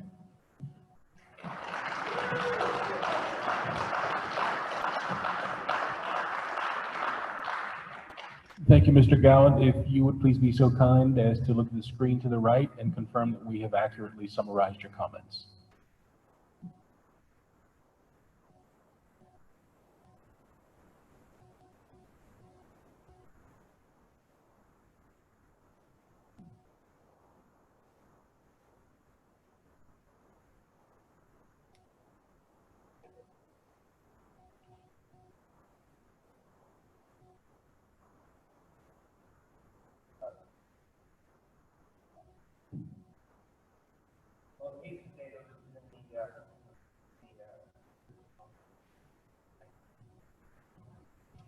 Mr. Gowan has confirmed the accurate recording of his comments. Mr. McNally, do we have any Zoom participants wishing to speak at this time? We do not. Mr. Chairman, we do not. Thank you. We'll proceed with the next public comment, please.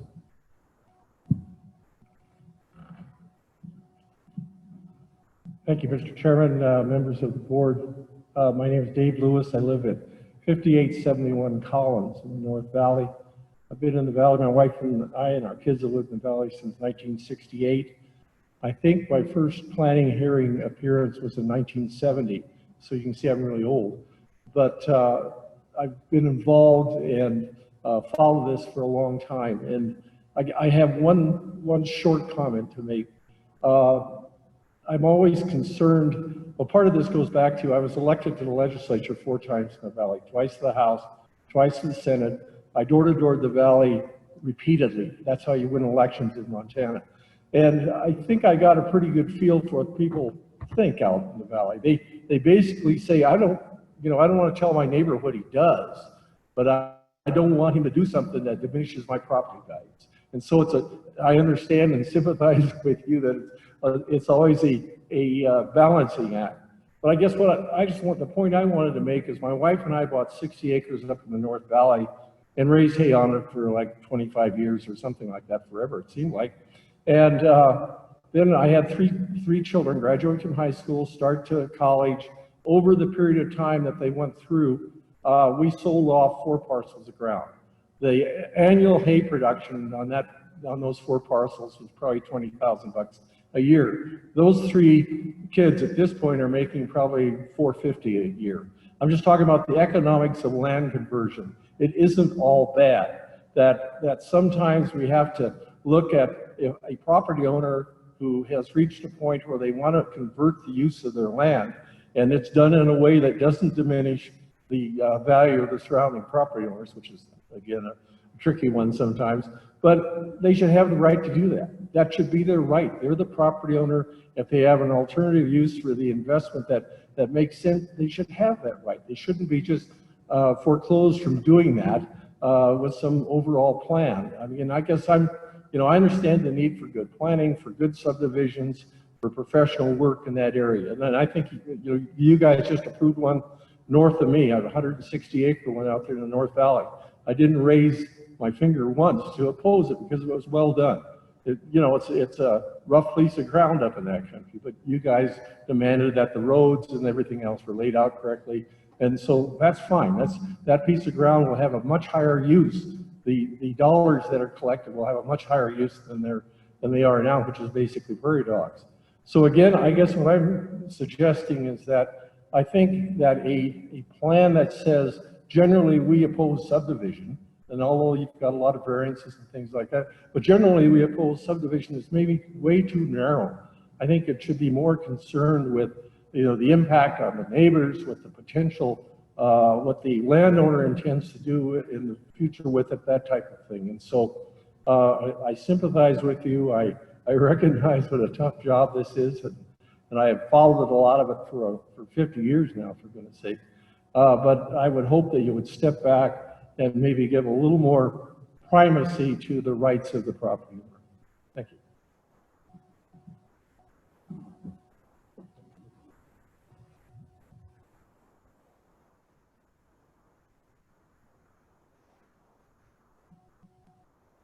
And if you please be so kind as to confirm that we summarized your comments properly, sir.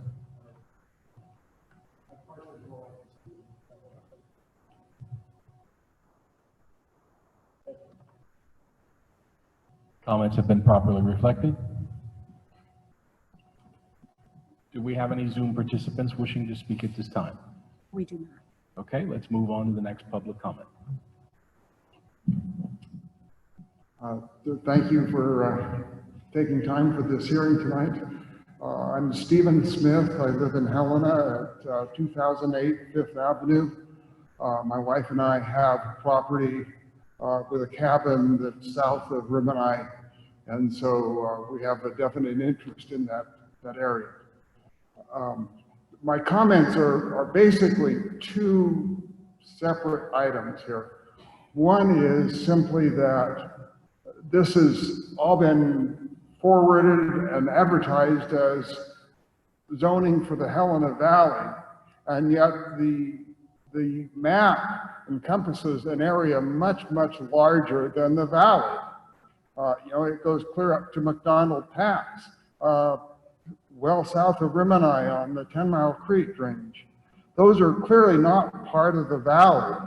When I saw documents or advertisements about this, I saw Helena Valley, and I thought, well, that doesn't apply to us, but it does.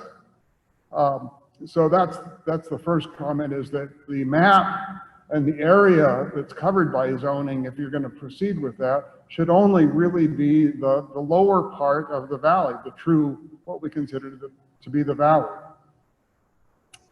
The other issue is that the setbacks from water in particular are based on valley kind of land where it's flat, or where 100-foot or 200-foot setback may only take you 1 or 2 or 3 feet above the high water mark for a nearby stream. But when you get into the mountains, a 100-foot setback can take you 10 or even 50 feet higher than the water. And so the issue, the reasons for having that setback don't apply where you're in mountainous areas. And then on top of that, many of the mountainous areas are the private land is mining claims. And a lot of those areas are such that the land is either all very close to the property or all very steep, and being able to use land that's level enough to build on, much of that is simply eliminated by the way the zoning is written. And so that would be resolved if you listen to my first comment, which is just to keep the footprint of the zoning small and apply only to the bottom valley area. That's the extent of my comments. Thank you.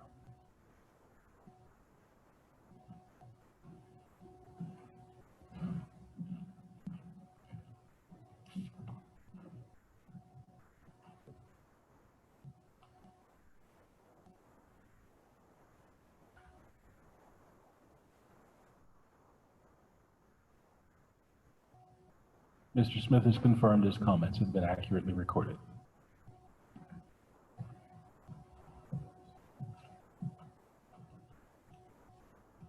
Do we have any Zoom participants wishing to speak at this time? We do not. Okay, move on to the next public speaker. Good evening. My name is Clint Pullman.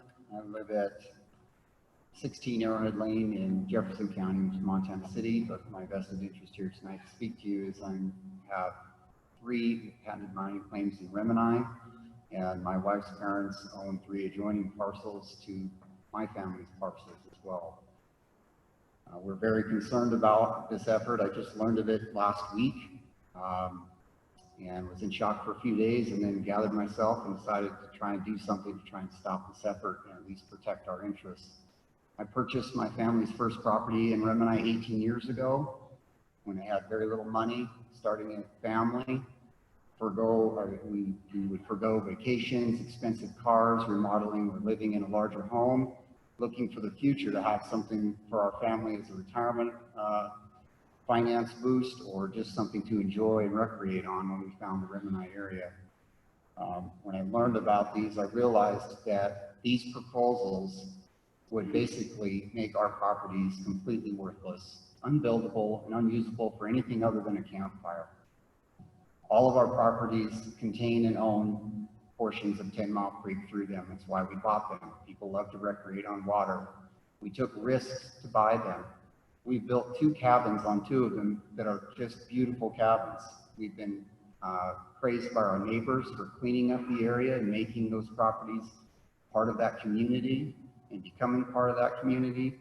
And we won't be able to do any further action like that because we wouldn't even be able to build a doghouse on our properties the way these regulations are written. That's very, very difficult for me. I work in a field where my life is at risk every day, and I don't have a lot of money. And to have this action take that future from me and my family is something that really, really upsets me. I took a week off of work at a job that I need to be at and a job that needs me there, just so I could try and organize and get this message out there, because clearly it wasn't. I appreciate your postcard, but when the government sets a meeting, please set a time and a place. You can't just say there's a meeting on the 16th. You have to give people the chance to organize. So I finally got a time and place put together, so then I could put together packets that I mailed to all of the neighbors that I could identify in the Remini area who live out of state. About 60 of them are out of state. And then I went door to door over the course of the last week to every local person that lives in the Helena area so I could meet with them in person and tell them what was happening. And guess what? I have yet to meet one person who isn't flabbergasted by this proposal, who supports this proposal, who isn't furious about this proposal and what it will do to their property rights and their control of their property. So maybe there are some people here that are going to speak later. I doubt there are. I fully support the comments of Mr. Rolfe, Mr. Hamlin, HBIA, the Realtors Association commenters, and just please ask you to scrap this plan. This is, just tonight you said this was formed in 2001, this Consolidated Planning Committee. I was reading the statute today in my office and saw the protest process for stopping a Consolidated Planning Committee from being formed, and then also stopping the regulations if they're adopted by the county commissioners. It would be nice for this generation of people that are in existence now and here living in this community and investing to have an opportunity to stop a planning commission or planning committee from even being formed. I think 19 years of being together and not getting it done and having probably a plethora of people volunteer to be on this committee and be appointed to be on this committee means that we need to start over and give the community an opportunity to say, let's either start over or give us a chance to at least protest the existence of this committee, because we like relying on the rules and processes that are in place now for the approval of subdivisions, for the planning of our communities, and 19 years is a long time. That's pretty surprising to hear that information tonight. So I would really like to see this plan just stopped altogether. And I definitely reiterate the comments of my neighbor, Mr. Smith, who just spoke about this whole southern and western section being included as a Helena Valley. We are not Helena Valley out there, folks. You need a snowmobile in the winter to go up to these properties. You need an ATV or a truck with chains on them. It's all surrounded by Forest Service lands. These are places we want to go to get away from the city. We want to recreate up there. We want to build nice cabins to spend time with our family and friends. We don't want to be told that we can't have a certain light, or, oh, by the way, you just can't build anything because you're near the precious watershed of 10 Mile Creek. We love the watershed up there, but we've been through a lot up there. We've dealt with the EPA intruding on our lands for the last decades now. They cut roads in where they didn't have permission to. There's all kinds of things that happened up there, but regardless, they did the remediation, they cleaned it up. We survived through that. Now we're surviving through the city of Helena cutting down all the trees. Okay, we weren't able to go to our properties for almost 2 years because the road was blocked off and it was too dangerous to drive up and down the road while they were paving the road to Remini. We're just tired. We're tired. And we ask you, please, if you do move forward with anything in the valley, that you remove this western and southern portion. We are not a city. We'll never be a city. There's not large subdivisions going in up there. We don't need these rules. These rules will make our properties worthless. Please, please don't kill our dreams of having our own little piece of the pie. I'm here speaking to you tonight from the heart. I don't have a planned statement. I'm just a normal guy who's worked my whole life. I've been ready to retire for 3 years. I work in public service. My plan was to retire and build my first cabin on one of my upper properties with my son.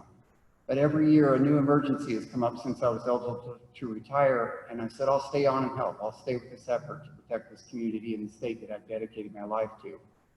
And this will be the thanks I get, is I'm not going to get to build that cabin if you put this in effect.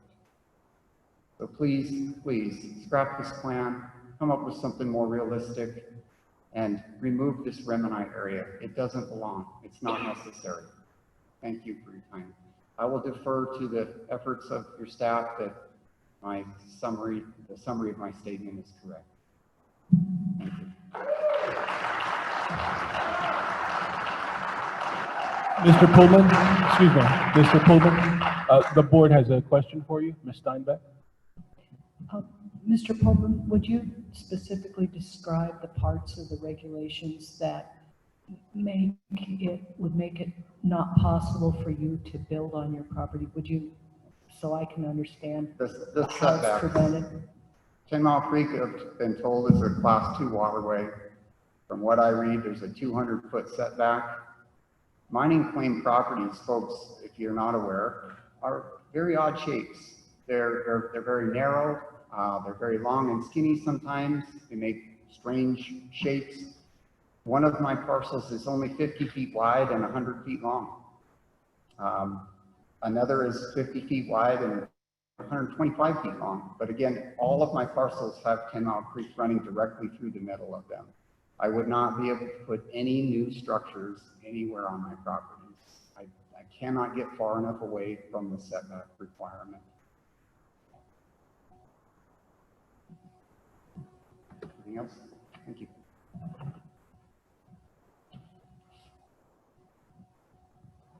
Are there any Zoom comments at this time? There are not.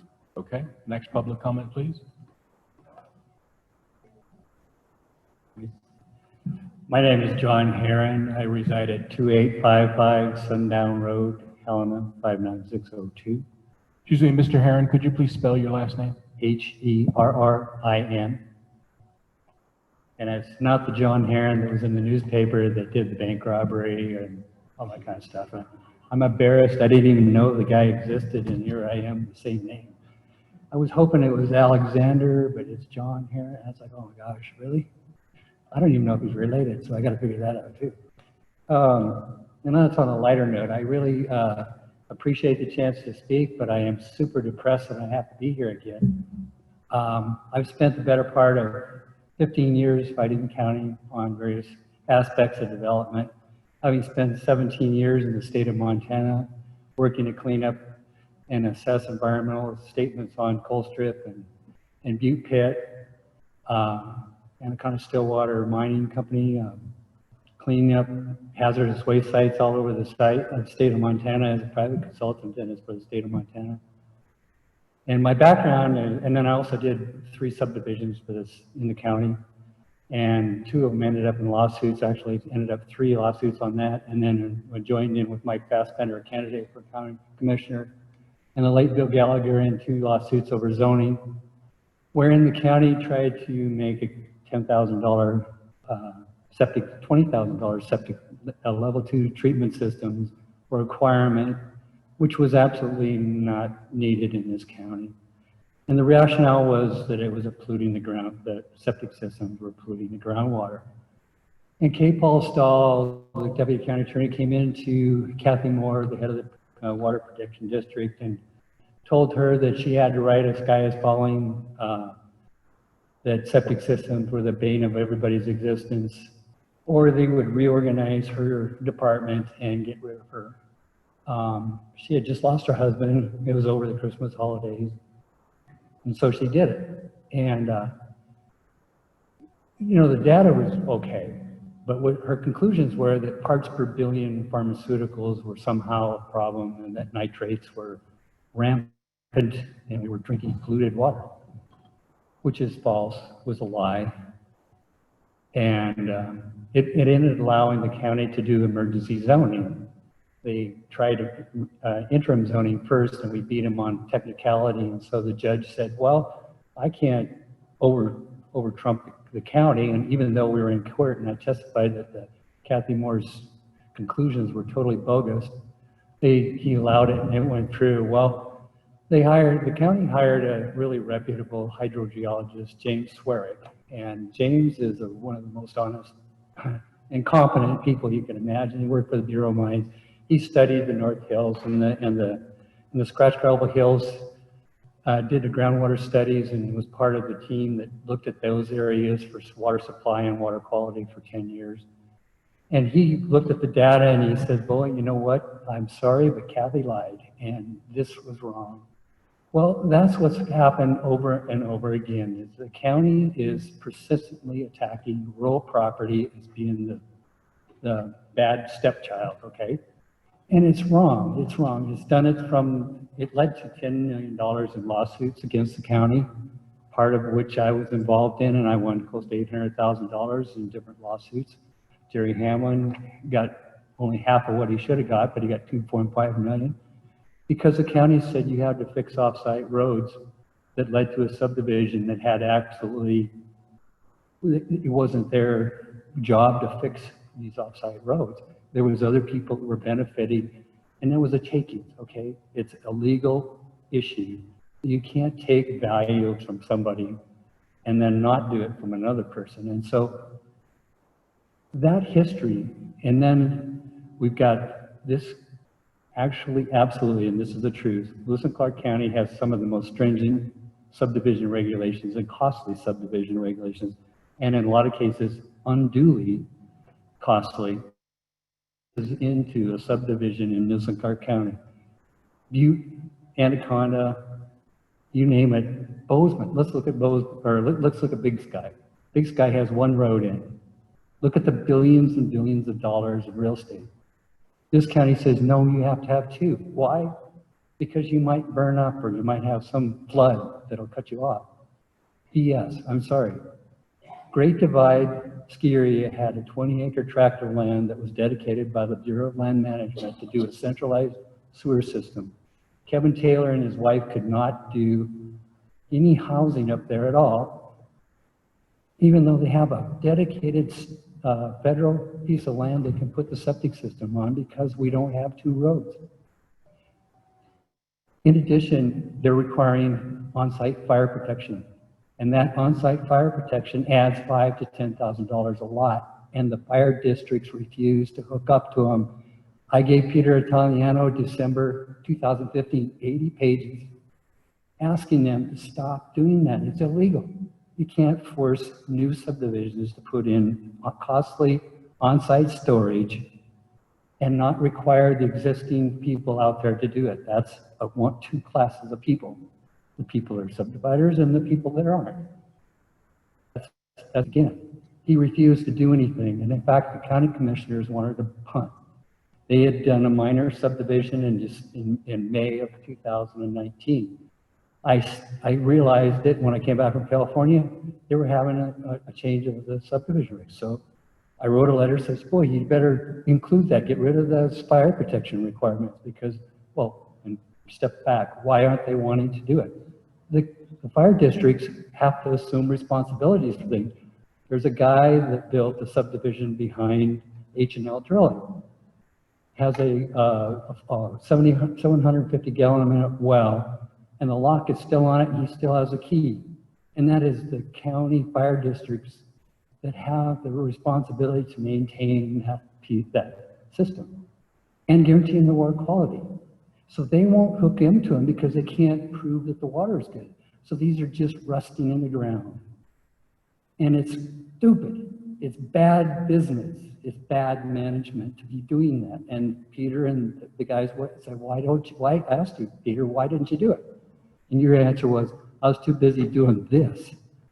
Instead of fixing regulations and making them more reasonable, they add this layer. Now, what's wrong with this? Well, the Constitution says that you can't take property without compensation. And this is a conservation easement, or essentially a takings of property without compensating landowners.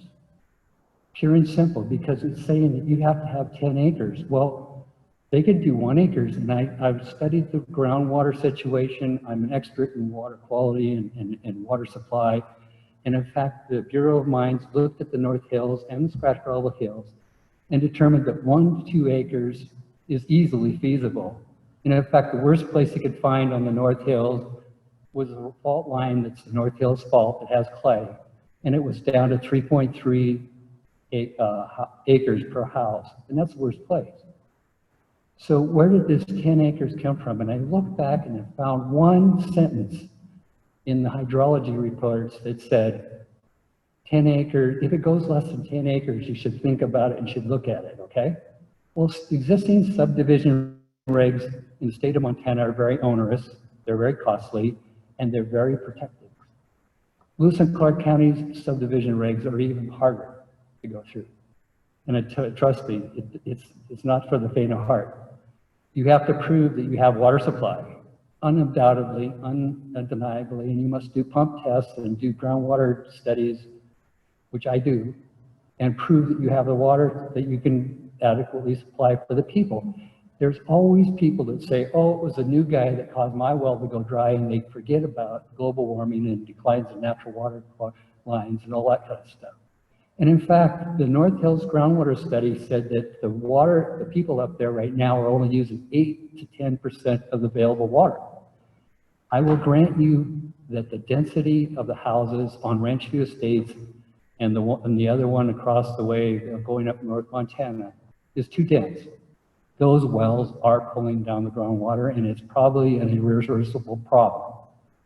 But those were 20 years ago, and people didn't understand what was going on.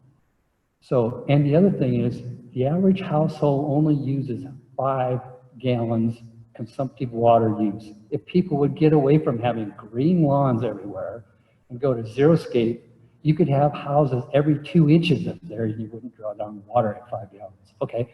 So there's ways to manage growth and do it differently. The only issue in fire protection, fire protection, you need to prove that you have your fire district's approval, and you have to mitigate for fire. So what do we have left? We got flooding, non-issue. We've got roads. The reason the roads aren't being fixed is the county isn't doing their job. They have ignored and buried their head in the sand forever. We have really good, the new transportation plan has good north-south corridors. We need east-west corridor connections. Why aren't we doing it? Why aren't we investing in roads? Because the county only, oh, we don't have the money. They tried in 2005 to pass a bond levy and the citizens voted them down. We did, which was a mistake. It was only 5 million. So they came back with a $500,000 bond levy in 2006. It's like a Band-Aid. It's not enough. We don't have enough money to it.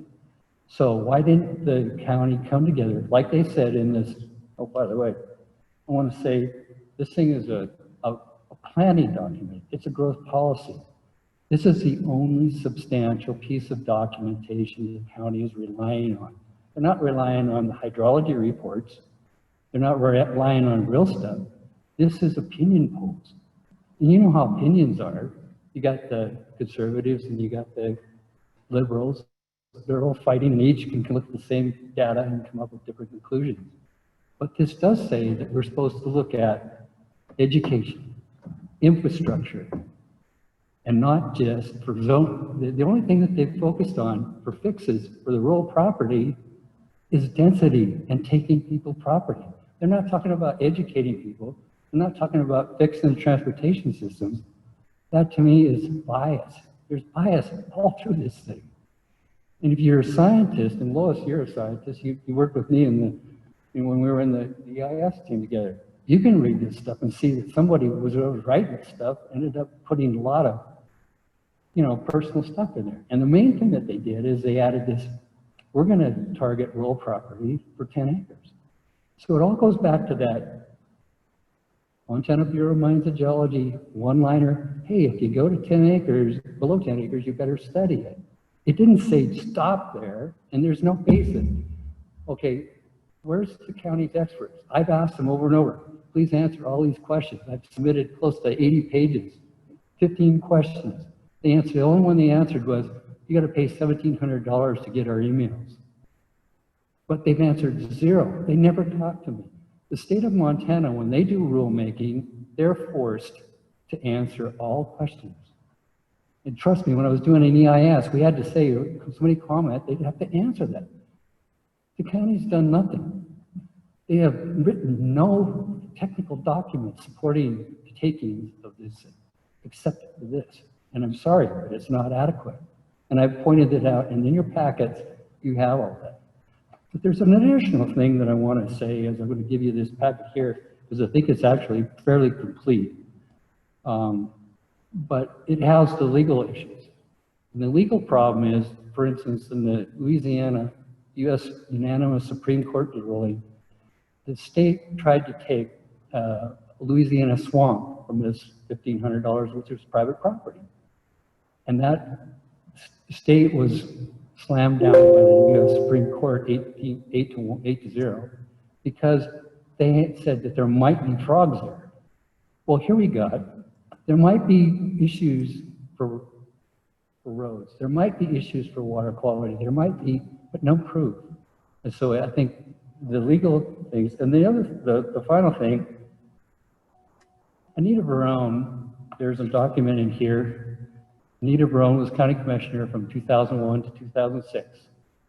Okay, and she was a moderate Republican, and I love her dearly. I'm a moderate Democrat. We get along great. She wrote a condemning 2012 assessment of what happened with the county commissioners, with Ed Tinsley and Mike Murray, targeting rural property. And if you don't have it in your packet, I hope this gets disseminated, and I hope you don't do a ruling tonight. I hope you delay this a week or so to really digest what's going on. But that is very telling, because that bias has permeated everything. And I don't understand why this county has the nerve to go out and keep targeting rural property like they are, thinking that we buy into this when they never, ever make this a citizen initiative. In fact, let me throw one more thing and I'll get off. In 2005, a whole bunch of people got together in the Development Standards Working Group. And we had realtors, builders, environmental group people all together working for almost a year to craft zoning. Guess what the county did after 3 months? Walked out. You know why? Because they always want to dictate what's going on. And that's not the way to run business. That's not the way to run government. Having worked for the state of Montana, and I'm proud of it, for 17 years, I know what's good. And this is crap. This is really bad management. And I hope that you guys have the nerve to stand up to these abuse. It's almost like, Catholic Church, okay, or the Boy Scouts of America had to finally face the problems that they had. We as citizens should be kicking every one of these people out that keep trying to target us without the legal justification and the technical background. Do your homework. Thank you.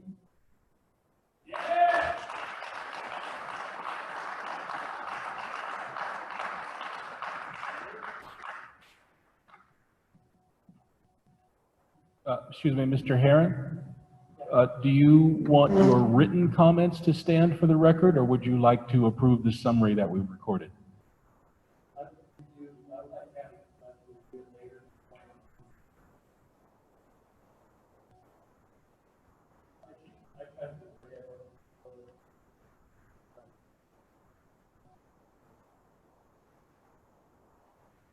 Okay. So at this point, we will confirm that we have summarized Mr. Herron's comments, and we also have his written documents for the public record. At this time, we'll go ahead and have a brief recess for a bio break. We will reconvene at 8:25.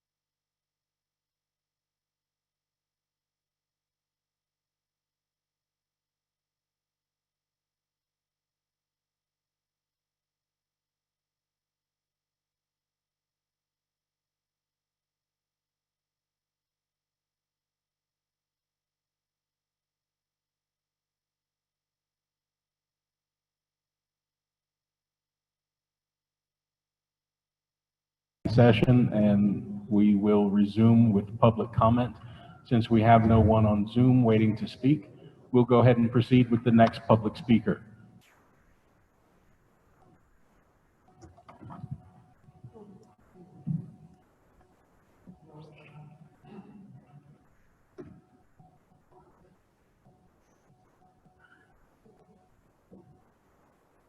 Try it, answer.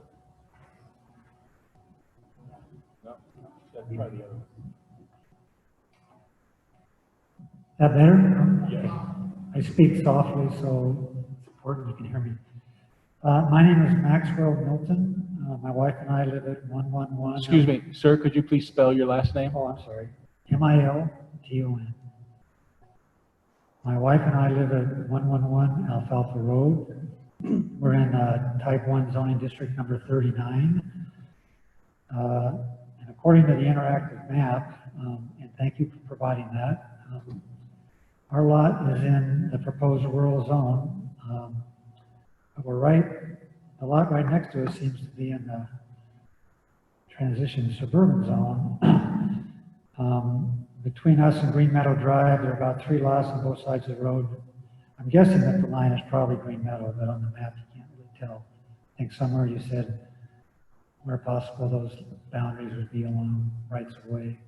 Anyway, there's 3 other large lots before you get to Green Meadow Drive, so probably makes sense to have that be the line. But anyway, I did submit comments, didn't get them until this morning to the planning staff, and I assume you have them.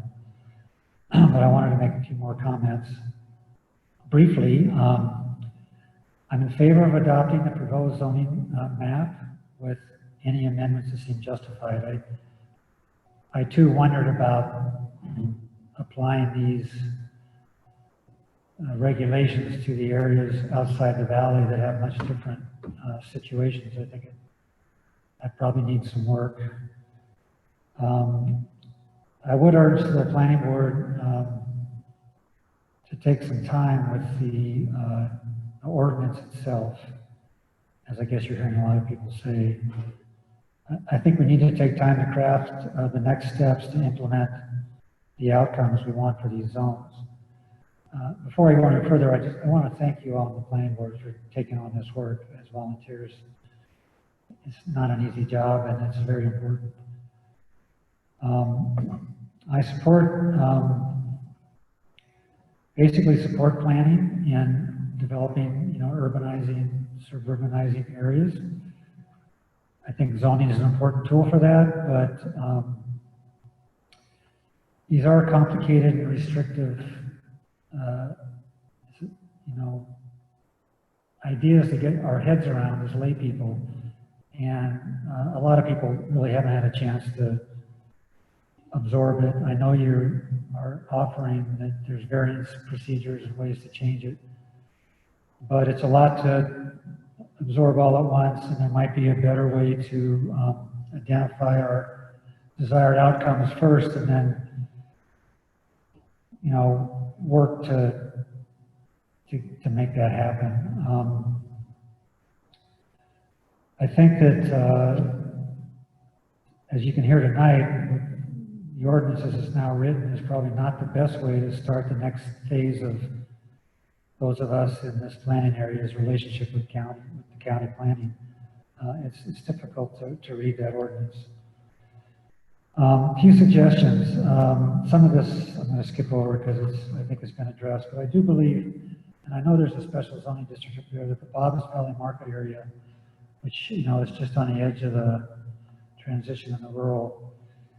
There's an opportunity there to create kind of a village close in there, clustered retail, professional offices, maybe some apartments and whatnot. And I assume that kind of a zone can be created, but I think it would help up there a lot. I think it makes sense, before we go too much further, to really articulate and identify the sensitive areas that are in the urban and suburban zone, proposed zones, and devise ways to protect them. I know some of these are identified with federal and state laws already, but wetlands, floodplains, wildlife corridors and significant wildlife areas, groundwater recharge. Let's identify the things we want to make sure that we have when we're done. I'd recommend looking at some trail and bike path easements now so that we can build around them. Perhaps identify sites for new schools that if the growth close into the city happens, we're going to need, ideally attached to these trails so that kids could get to school by walking. I think, to me, planning is that kind of forward-looking thing to do. So to the planning board, I hope you take the time with this and make sure we figured out why we're doing this before we adopt the what and how that many people feel is a burdensome change. To me, the why is the growth policy. I've been reading it. It takes work to read it, but I think it's a very valuable document. And I think anybody who's concerned about how we go forward in the valley ought to read it. There's a lot of information explaining why we plan and what happens if we don't. And I think I found a lot of it compelling. I think financially, in spite of what people are saying, I think financially we have limited resources, both the city and the county. And I think we have to work together to invest those resources wisely. But if we don't take time to create the tools that a majority of the community can embrace, it's not going to work very well. It's not going to work at all. And my last point I just alluded to, I think the county and the city need to work together, particularly close in to the city boundary there, in coordinating planning, coordinating infrastructure for mutually desired outcomes. I think the city has a lot of issues. People say how hard it is to build in the city, how inflexible the city is, how expensive it is to build. If we really want, more dense, affordable housing close in, requiring less transportation burden on people that want that, both the city's going to have to figure out a way to make that easier to do. And I think that's what both growth plans are saying they want to do. So I think the procedures that both jurisdictions use, we need to come up with ways to reflect that. And as I said in the comments I turned in, I really do think we need some working groups. I've read that county planning boards could have advisory committees, and I would recommend we set some up and solicit some people from the city, well, in this case, from the county, from the planning area, to help study ways we could make this work. I think we have a real opportunity here to attempt to design a future for this area that we love. And again, I'm speaking of the valley here. I say attempt because there are no guarantees. But in my mind, in my reading of American history, this is what democracy and self-government offers us. If we don't participate, someone else will do it for us. And in my mind, that could be a Colorado developer that puts 100 houses on what was formerly a rural area, right? Don't find that an attractive future. Thanks for the opportunity to comment, and thank you for taking on the task of advising our elected officials about this important matter. Thank you. Excuse me, Mr. Milton, if you would please look at the screen to your right and confirm whether or not the comments have been accurately summarized. You can feel free to step forward if you can't see it from there.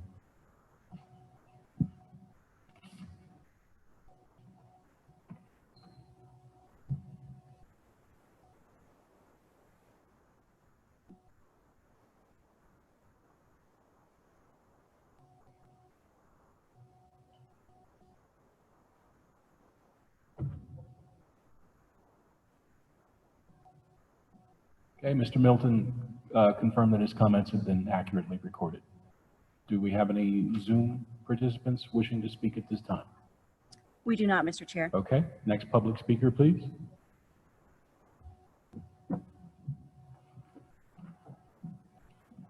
Good evening.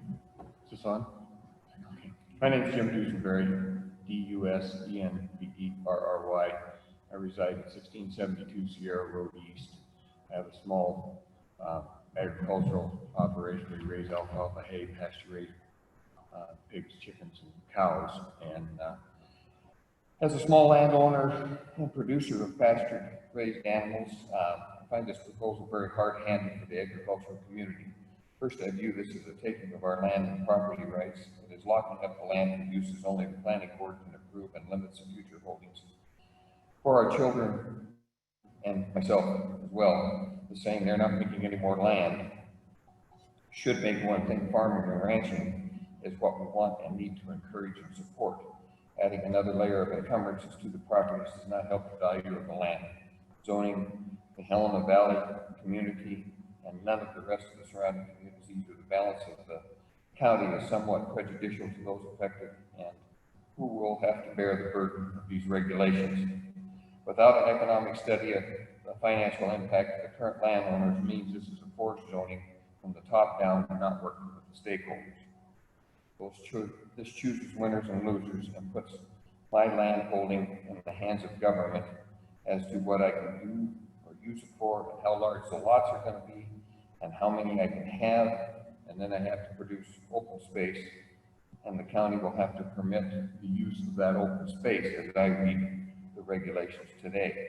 And I'm sure there's a fee with each of those operations go downstream. This is what I call a waste of good land that could be farmed, could be more productive. The regulations have no sideboards to protect the landowner and his or her decisions for planning for the future. And as I read it, this all requires another fee and more county approval, which to me is a waste of time as a private property owner. Looking at the proposed land use and the rights of farms, what happens to the use of words encourage, support, reward, endorse? Rather, we go encumber, block, hinder, and slow down and discourage. Some of those are words out of the dialogue there. All farms and ranches are to have a future in this. If farms and ranchers are to have a future in this community, it seems odd that we would want to lessen the value of with zoning requirements and government intervention. None of these choices add to the value of the land or enhance the goals of water, wastewater, roads, fire protection, or flooding. One size does not fit all, and I fear with government taking the lead, owning ground and using it as an investment for our families in the future is at risk. More layers of government is never good, even with good intentions and written guidance. The future and interpretations will change. I fear that in the future, interpretations will change and the regulations will tighten up so much, the cost of housing will be unaffordable and the farmer and rancher will lose again. I'm opposed to zoning as I have experienced the harsh hand of enforcement and the cost to the little guy.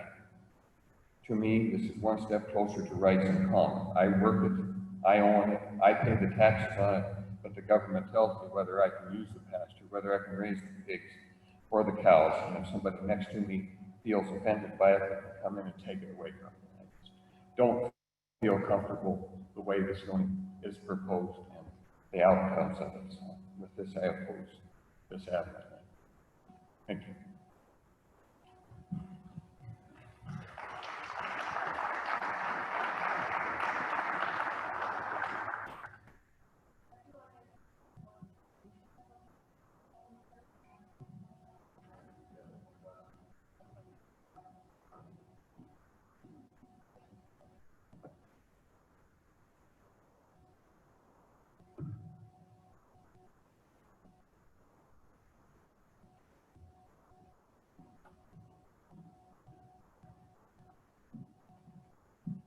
Mr. Dusenberry, does the written document reflect your comments that you just gave the board? I believe so. I didn't read it very closely, but she has my written comments. So. Okay, so we'll introduce your written comments into the public record as well as the summary of your stated comments. Sorry. Yeah. No problem. Thank you. Next public speaker, please. Mr. Chair and Board, my name is Steve Netschert, Netschert, and my address is 300 East Lauren Road. And I first want to thank you guys for being volunteers and putting in a long night. I know this isn't fun for you guys, but I do respect it and I appreciate all the time you guys put into it. I also want to thank the staff who has been nothing but professional in my interactions with them. And it's been a good process from that regard. Now let's get to the content. I have a few things to go over here. Initially, this zoning proposal was billed as zoning light. And my understanding, it would largely mirror what has been proposed and enacted out at Fort Harrison. That document is 19 pages. The document we're currently working on is 129 pages. Hardly seems light to me. The concerns were expressed that this process would be the camel's nose in the tent. Well, it appears that we have the whole camel family in the tent at this point. And as I go down there, you know, it's been troublesome seeing some of the things that are being proposed. But for my comments tonight, I'm looking more at the rural mixed zone. I am a larger parcel owner and have some grave concerns over that, which I'll articulate here in just a moment. If you look at the rural mixed intent statement, and it states, urban development within this district is strongly discouraged. That's pretty onerous. Nowhere in the document do I see anything that leads me to believe that there is something that would be encouraged. You would like to at least see the inverse offered at some point in these proceedings. So where is the strongly encouragement and where is that encouragement to promote the good things and hopefully get those enacted? You know, we were in the city a couple of years ago. We moved out because the city became overreaching and there were costly regulations and lots of taxes. So we did what we figured we'd do, is move to the other end of the county, and only to have these regulations crop up and kind of get in the way of what we got. We want to take our land and hopefully share it with others. I don't really want to subdivide it. But as I look at this, when you read it, a 10-acre parcel has just as much development right as a 40-acre parcel or a 200-acre parcel. So where is a large parcel's incentive to maintain the large parcel? I'm not seeing one in there. The only incentive is to divide it up into 10 one-acre parcel or 10-acre parcels to be able to do the things necessary.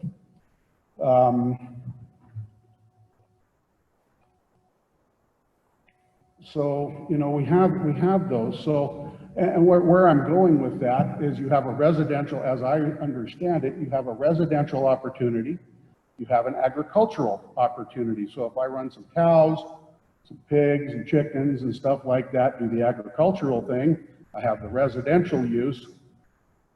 My ability to try and make that property work and to pay for the maintenance, the weed control, and maintain a large parcel is greatly reduced.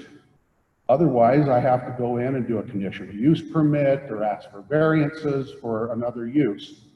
What if I wanted to do several uses that would be complementary to each other, particularly outdoor sports, outdoor recreation, equestrian events, and so on?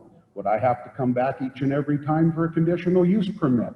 Go to the governing body on bended knee and ask them for their permission to use my property? That's not something I want to do. I think this document needs a lot of work. I appreciate the work product and the time that's gone into it to get it to where it is today, but it's a draft, and it's a draft for a reason, because there are things that need to be looked at in it.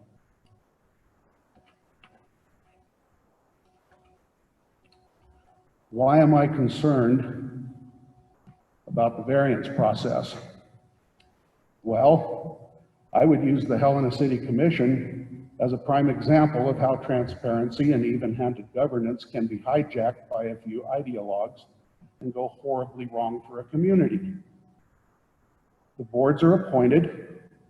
I get that. As I look at the board here, my understanding is about half of the board lives here in the city of Helena, but yet they're able to pass judgment on those of us who are large parcel owners who are not even in the city. And that's fine. I would like to trust your judgment, but we've been hijacked before.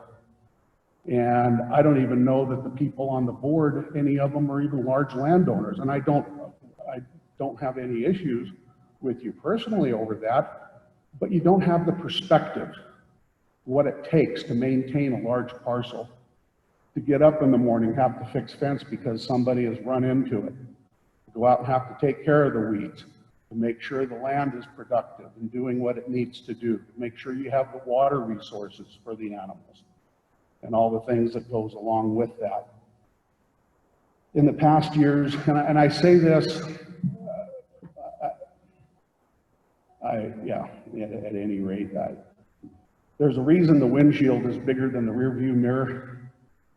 And the rear view mirror keeps you from backing up into things that maybe you've been and seen before. And that is what I want to share with you out of that context. In the past years, we've seen the planning department, and I have personally experienced it, that have actually been weaponized. And I've had employees up there in the past tell me, we don't have to pay attorneys by the hour, you do. And fortunately, that was many years ago, and that was not reflective of our current people whom I've had nothing but professional dealings with. But it's through that lens, I am concerned about where this could go in the future and how this document could be used poorly in the future. So to that, I am concerned. Please consider that with this document and how this goes forward, because you guys are going to have an awful lot of input in this.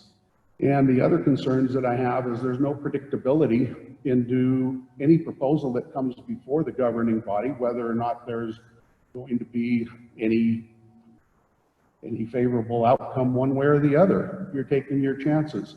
That costs money, that takes time, that takes staff time, it takes volunteer time, and it would be great if there was better predictability. So anyhow, the variance process I just see as another layer of unnecessary bureaucracy. I get it, I appreciate the opportunity, but if we can minimize the use and the necessity for it, I think all people are going to be served better if we can have that predictability within the initial document, as opposed to having to come back to a governing body and take more of their valuable time.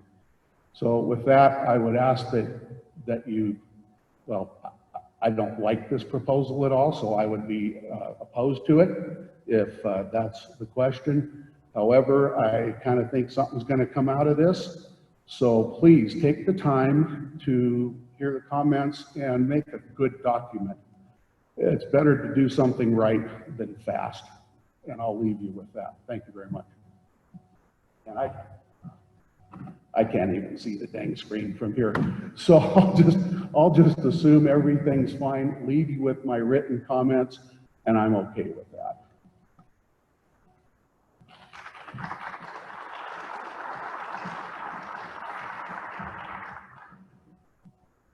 Next speaker, please. My name's Dave Horning, Horning. I live at 5828 Dana's Point Drive, Helen, Montana.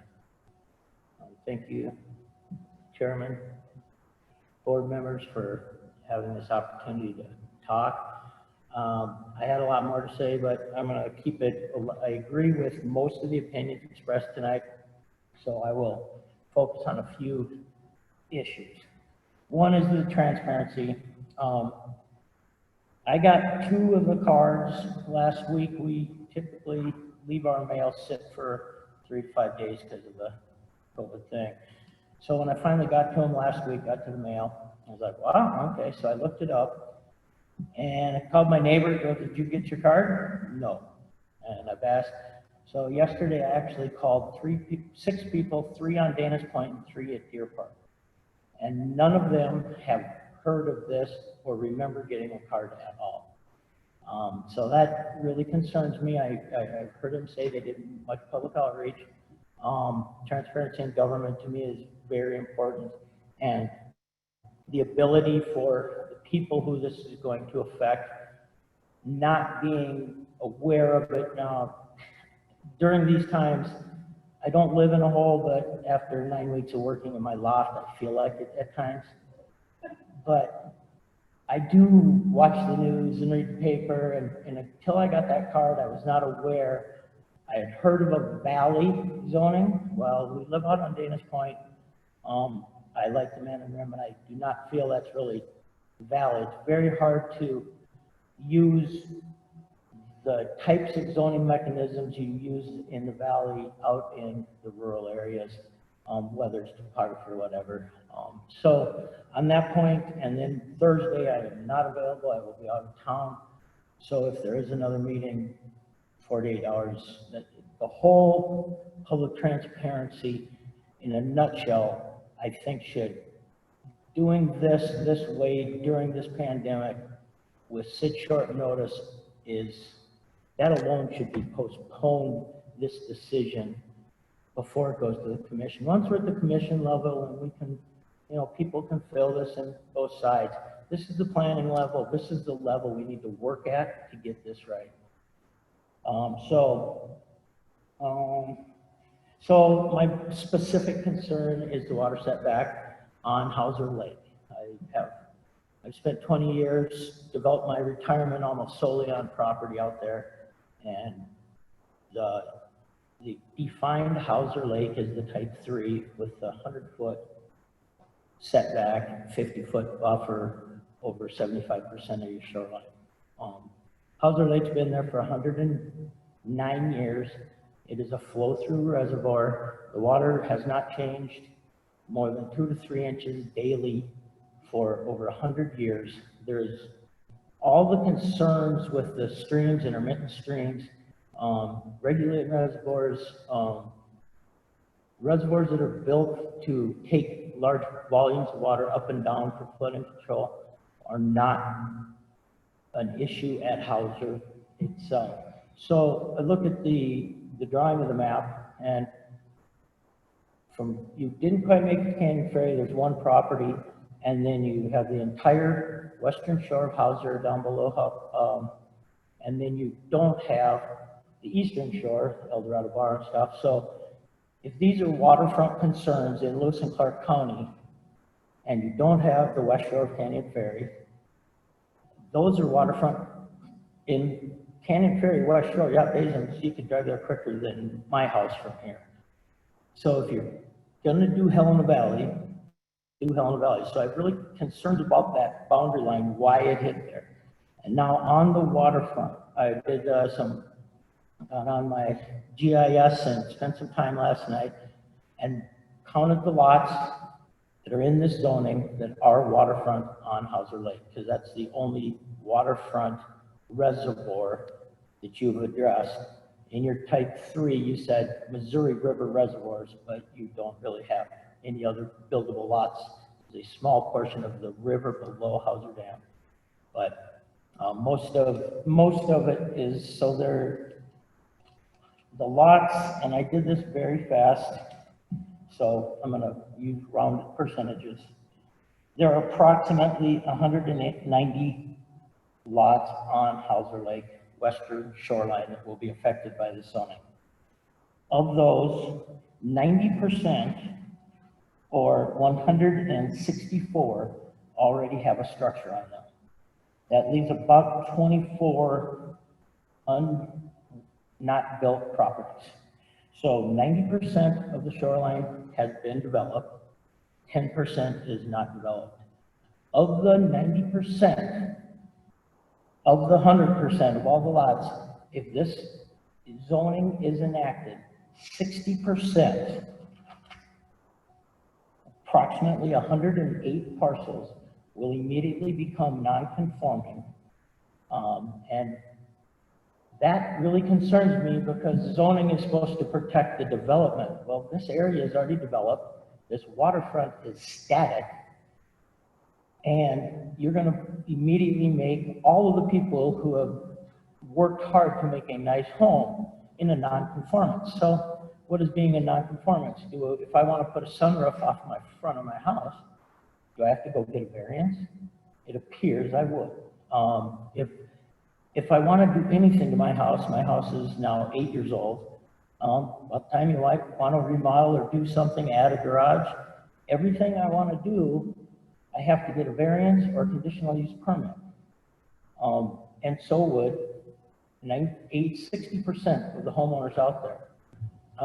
The area, especially around Lakeside and Dana's Point, are affected in a unique way because typical of waterfronts, we have steep backsides. That 100-foot setback in my lot, I had room for sanitary back there. That's where, your sanitary is already taken care of in sanitation and subdivision acts and your DEQ requirements. Your subdivision rules already take care of a lot of the development, even though there's very little possible to be done out there. So you're just taking a already developed thing, and zoning should, if you're already built out, in my opinion, it should make the most people already there in the middle, not make them all in the outlaw category for the 10 lots that might be built on someday. I think that line and the water body setbacks type 3 do not reflect conditions out there. You said there's 5 things that this zoning was supposed to do: water, wastewater, roads, fire protection, and flooding. Water, well, if we're built out, we all have our wells. There might be 10 more wells in this whole area. So I really don't think that's an issue. Wastewater, everybody who has built since 78, I think that's when sanitation subdivision, has complied with the 100-foot setback from the water with your drain field anyway. There will not be very many more, 10 maybe. So the nitrates and the phosphorus can't accumulate much more. We're already built out. Roads, most of the roads out there are private maintained, and they're to all the houses. Again, there's not going to be new roads because there's no really new building going on. Fire protection, last year during the forest fires, most of the people I know had a pump, set it on their dock, had hoses laid out. I myself had 2 pumps in case we needed to, and the further I'm away from that water body, the harder I am to protect my structure. So fire protection is the opposite of what we're trying to do here. And the last is flooding. This is absolutely not an issue on a water body such as Hauser Reservoir. It is, you have more potential for flooding probably in this building than you do at my house, and I'm 42 feet from the water. Look at your floodplain maps. Even the small intermittent streams have chances for flooding and floodplain. Hauser Reservoir does not. It is static. It is sitting at that elevation as it's been for 109 years. So in summary, I had some whole things about what I thought, the type zoning and the buffer area. So my yard is my grass. I left my entire shoreline except for 4 foot for a dock and a boat ramp as natural. To me, I thought I did a great thing. Well, I'm clearly violating the 75% 50-foot buffer rule. Some of that's with a really nice yard, which does reduce sediment. When it rains, that type of stuff reduces sediment into the reservoir. But am I going to be able to, who's going to come out there if I want to add a little grass? Now, do I need a variance to make my lawn a little bigger or to plant flowers? It just seems like an unneeded regulation for something that there's not a problem. I go up and down this reservoir all day long looking at houses. Everyone out there is extremely proud of what they got and make it look nice. And to make them all constantly be going for variances or special use permits or hiding because we're planting flowers just does not make sense to me. I think the line either needs to be moved or the Hauser Reservoir needs to be a different type. I appreciate the opportunity to comment on this, and I do appreciate you guys for doing what you do. It's a tough job. Thank you.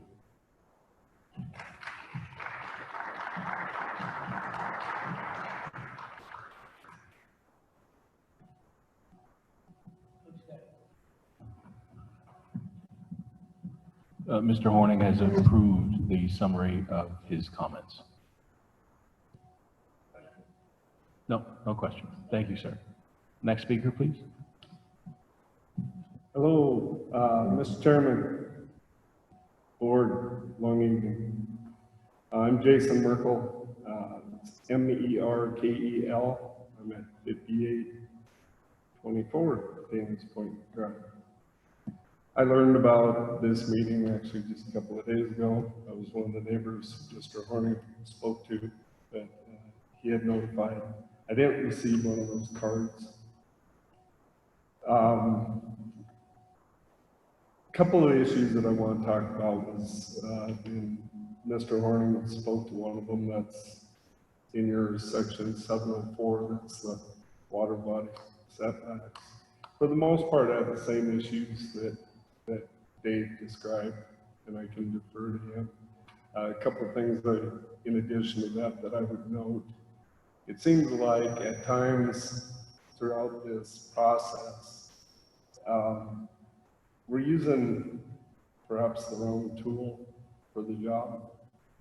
And I can see in many opportunities where, take setbacks, for example, that thing, but it doesn't like me. Can I go this way? A little close. Go to this one. This one.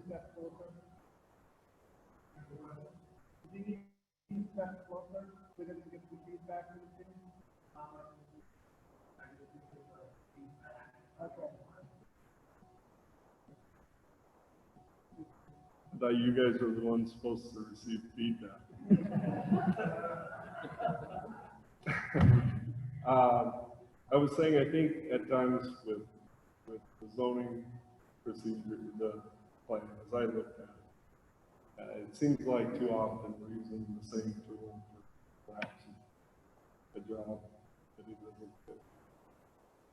For example, in 704, when you look at setbacks specifically, and I can understand with water bodies that erode, have the potential of flooding, why those setbacks would be critical, especially for the shoreline that could be a moving target, as you see many streams that change their positions throughout the year. But when you look at Hauser, like David described, and we did a little research on that. And with my background, I'm pretty familiar with it. I actually worked on the Hauser Reservoir hydro project through the company I work for. And that shoreline hasn't changed, as you described, for 109 years. The little bit of shore erosion that's going to occur is easily predictable. It's slow occurrence, and you can easily mitigate that. And that's why it's been so well established. If you're looking at it from an overall flood perspective, a setback isn't really the right tool. The right tool would actually be an elevation. At a certain elevation, if it's 2 feet or 3 feet or 4 foot above the pond for that particular pond. And that should be your setback. You can have some homes out there that are fairly close to the shore edge and 50, 60, 70 feet above the water line. And they're not at risk of flood. And they're not at risk at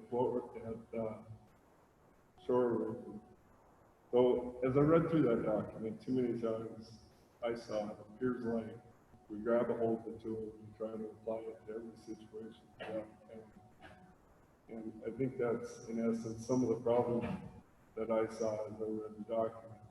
I'll call your attention to section 102.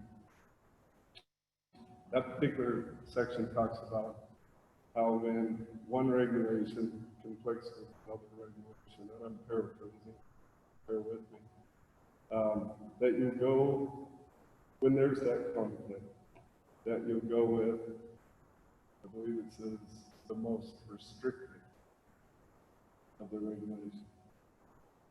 And that one caused me to smile a bit because I'm thinking, what I think we're trying to do here is to go with the regulation that's the most appropriate.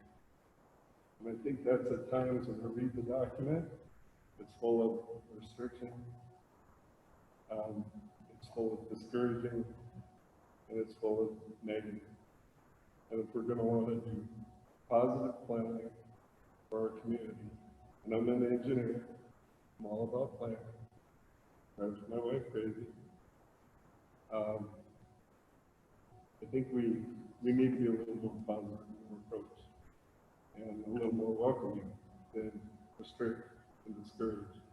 And many of the comments that I hear tonight, I think concerns and the distrust that I hear are based on that core issue.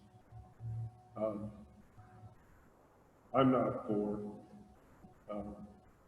the document as I read it. I'm not for the zoning plan.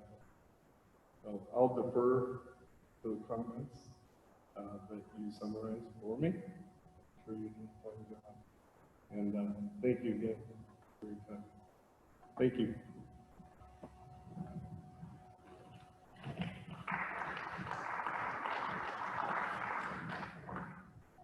Mr. Chair, we do have a Zoom participant who'd like to speak. Okay, we have a Zoom participant who'd like to comment.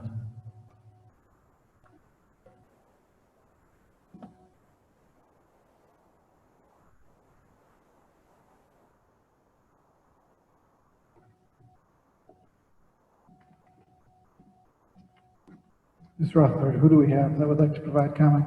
Mark would like to provide comment. Mark, you'll be unmuted and you'll be able to provide your comments. Go ahead. Okay. If you can you hear me okay? My name is Mark Erickson. We can hear you, Mark. Thank you. What is your Thank address? you. And thank you for your time this evening. And I know sometimes when you're listening to public comments and input, and I've sat in your seat before, that sometimes it sounds like criticism, and I would just ask that you respect each person's opinions and thoughts as we go through this process. So thank you for your time this evening. First off, I would just like to kind of express my disappointment with the timing of this hearing. Erickson? I don't feel, yes. Erickson, excuse me, would you please state your address for the record before beginning your comment? Sure, I live at 3877 Deer Park Drive. Thank you. Again, I'd just like to express my disappointment with the timing of this hearing. I don't feel that it was particularly optimal given that all of us with health issues were unable to attend in person to represent our feelings. My comments particularly, I feel that the growth plan should include a balanced approach to public investment, density controls, and public education to address the 5 areas of concern, including water, fire, transportation, wastewater, and flooding. This plan, which only limits development, does not solve the issues associated with the current way of handling development, which is why it was proposed in the first place. These issues include addressing cumulative impacts, little public involvement, no public investment to accommodate and facilitate future growth of efficiently and effectively and does not address the constraints on the Helena Valley. This is no plan at all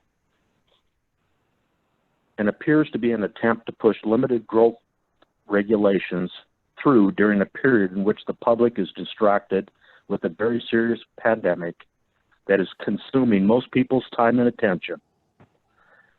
This is a plan that is destined to fail due to limited public input and its failure to address the key issues. It will result in higher home costs, reduced tax revenue, reduced development, and fewer job opportunities. When I was looking at your online questionnaire, which I submitted my comments to, I hope they'll be accepted. They were submitted after the start of this meeting. It was asked, how do you feel this is going to affect the residents of the Helena Valley? I feel it'll affect them negatively. It's going to reduce affordable housing for those in Helena and the Helena Valley. It's going to create conflict and mistrust, particularly with us in the Valley and rural areas in Lewis and Clark County, due to limited public input. It will reduce tax base, not allowing for adequate funds to develop and operate future infrastructure. And it creates a time-consuming and expensive regulatory framework with high levels of uncertainty that discourage investment in much-needed development. You asked, well, what should be included in a Helena Valley zoning proposal? First, I think it should be combined with a proper growth plan that provides for a balanced approach, including public investment, density controls, and public education. I believe that existing subdivisions, which are currently governed by subdivision regulations, HOA, etc., should be exempt. Land has traded hands and values that have been established based upon existing regulations and laws.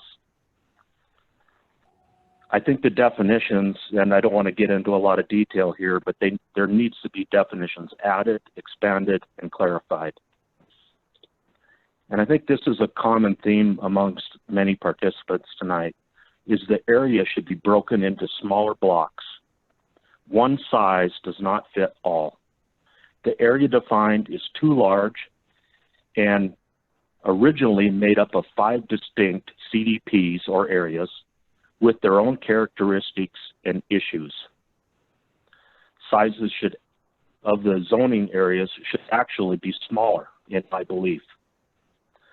2 areas of particular concern to myself are buffer areas surrounding existing reservoirs that are heavily developed and that I believe should be eliminated from the proposed regulations. These are not critical habitats and do not meet the criteria of noise, smoke, or visual impact that you are trying to address. Additionally, I think penalties as proposed as being daily are extremely punitive, as these disputes cannot be resolved timely. In summary, I look at this is a zoning proposal that is designed to limit growth. It is not what the growth policy is anticipated in the 2015 growth policy amendment was proposed. This proposal is too broad, covers too large of an area, does not include enough public input, does not address the needs of valley and rural residents. It needs to be reframed within the scope and ideas as set forth in the 2015 growth policy amendment. I thank you for your time.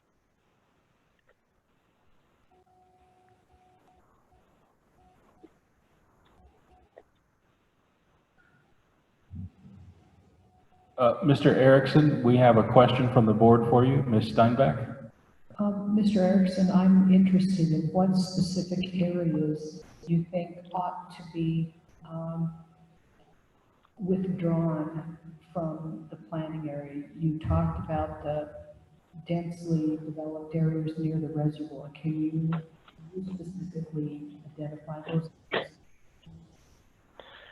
I am concerned with, after listening to a lot of public comments, with what other people have brought to bear. But my particular concerns are areas that have already been subdivided and lots established, where these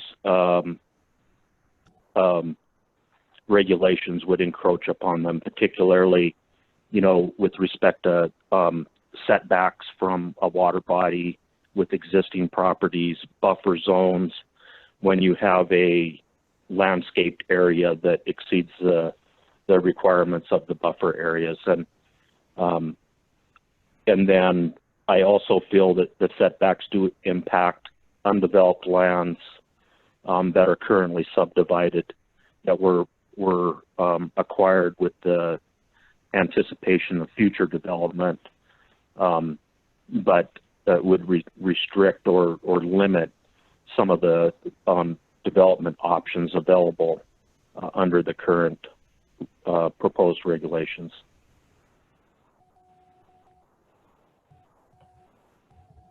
Thank you, Mr. Erickson. And then just the other overall concern is when I went back and kind of looked at the history of how this has come about, I feel like the zoning requirements that you're proposing is kind of like getting the cart ahead of the horse. I feel like when I looked at the act as was approved by the commission and everything, that it was to provide a balanced approach.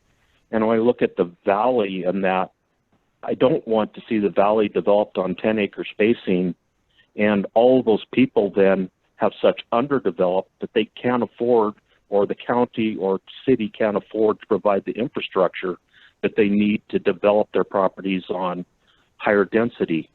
I do appreciate that you did, at the first of this presentation, I saw that you did put in the ability to take open space lands and develop them as the infrastructure becomes available.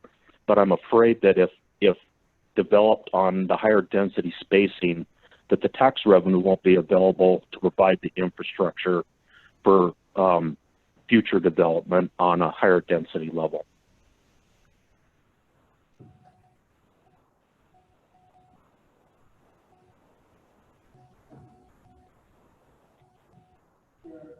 Mr. Erickson, thank you for your comment.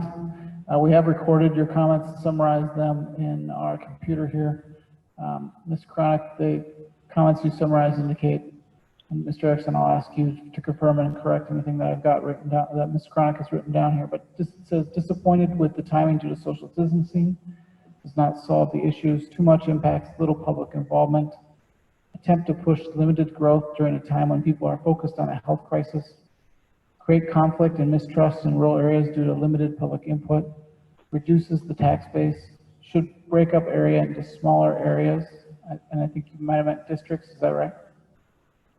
Buffer areas around reservoirs that are heavily developed should be eliminated from the proposed regs proposal because it's too broad and does not address the issues.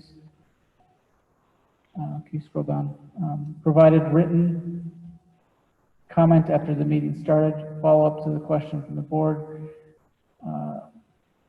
That you said the area that is already subdivided have setbacks, and I'm sorry.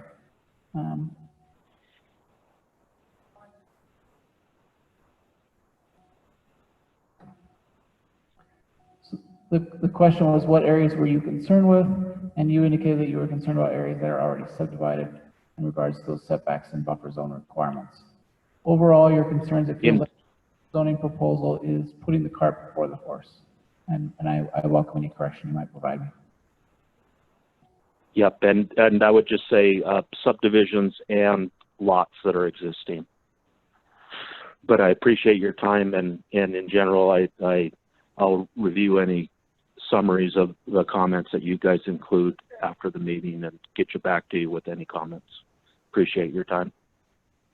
Thank you, Mr. Erickson. Next public speaker, please. name is Terry McCartney. I'm from 625 South Smelter Road in East Helena. The reason I'm here is I own 15 acres outside of East Helena, and there's a trailer court on it.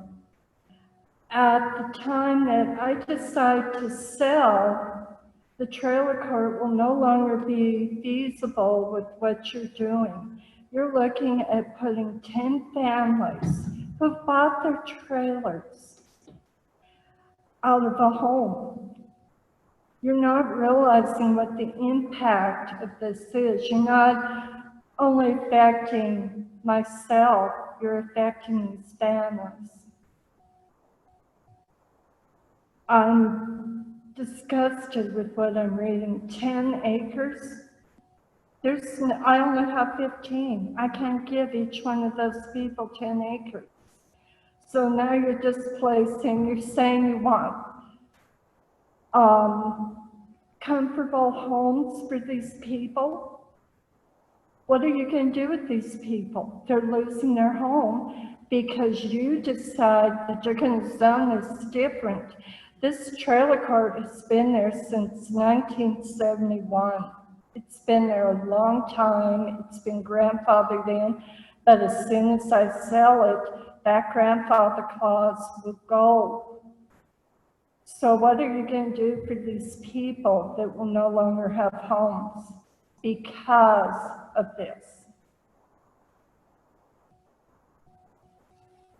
My neighbors, they have agriculture going on next door to me. It's going to impact them too. It's not just me it's going to impact. They only have 15 acres. I know one lady does horse training. Are you going to tell her she can no longer do horse training because this is not allowed? It's impacting everyone. I'm a small part of it. You're impacting across the way. I live across from Kleffner's Ranch. You will now impact them because they have parties over there. Are they going to have to stop having their parties because of these rules you're throwing out at us?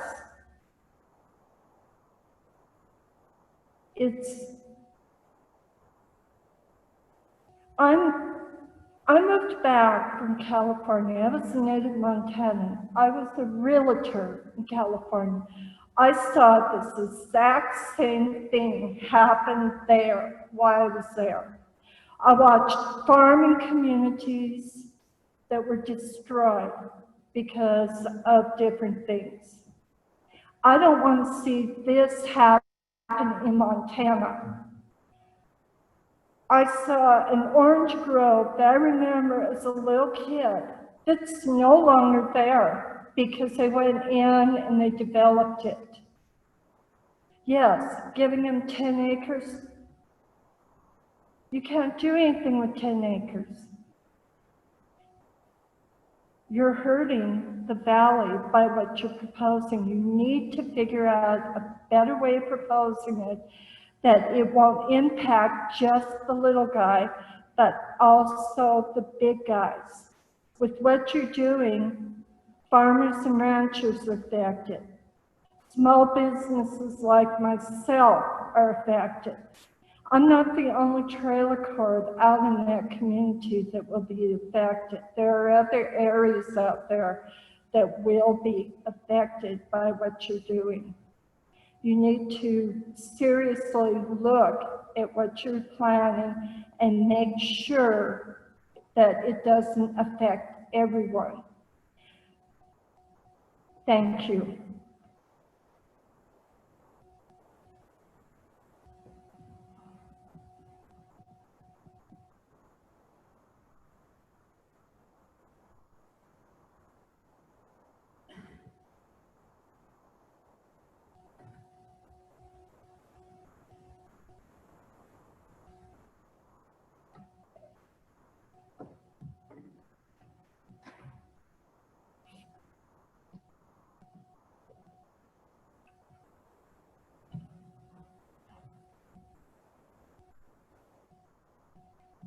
My name is Sharon Davis, and I live at 8285 Diamond Springs Drive.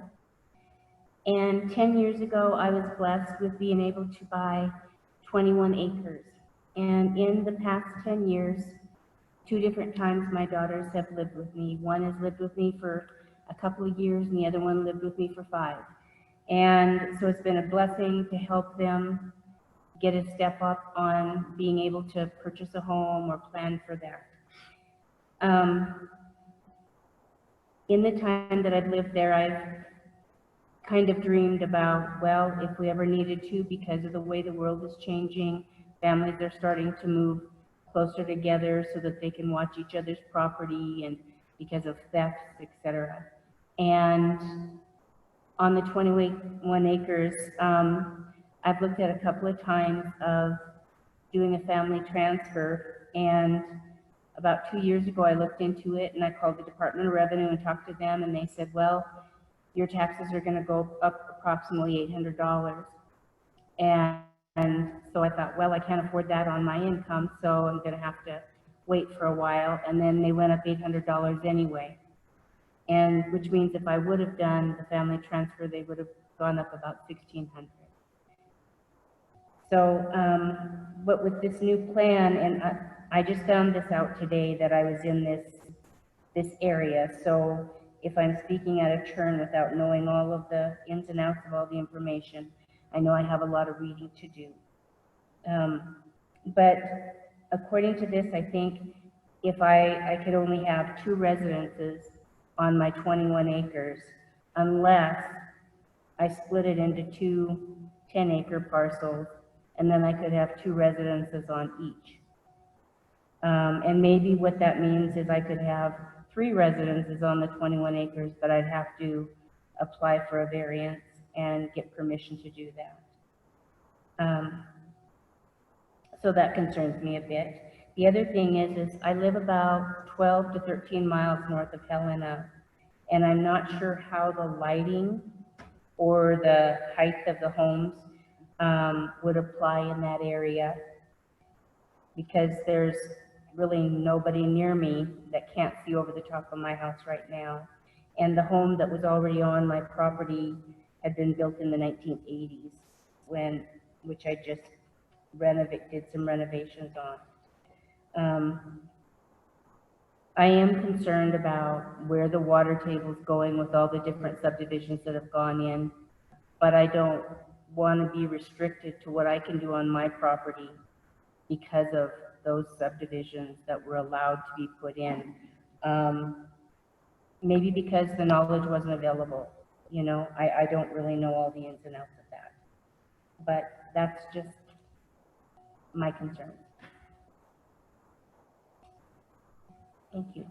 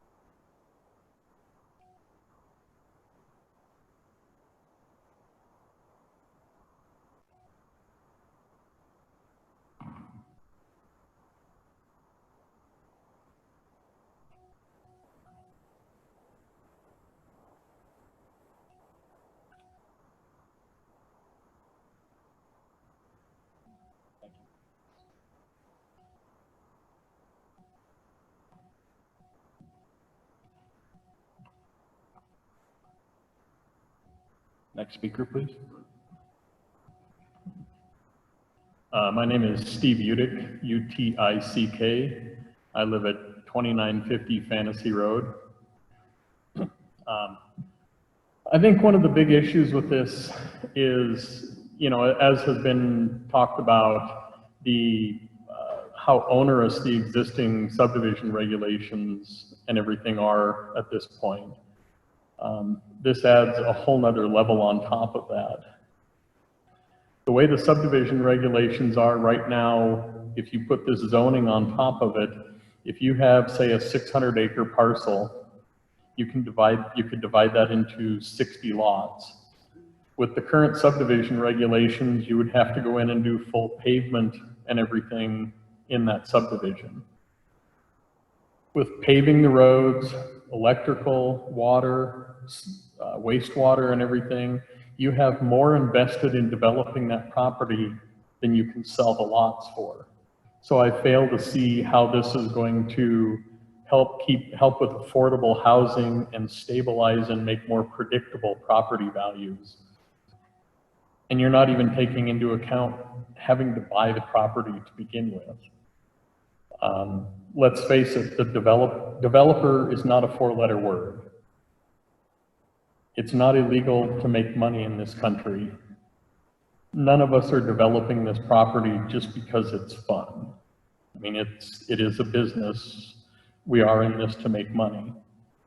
And the ultimate end goal of that, with these regulations on top of that, is that it's going to greatly increase property values, because if you can't afford to pay for the development with what you can sell the lots for, either it's not going to get developed, which that accomplishes one thing as well, or it's going to increase the property values to be able to afford to do that development.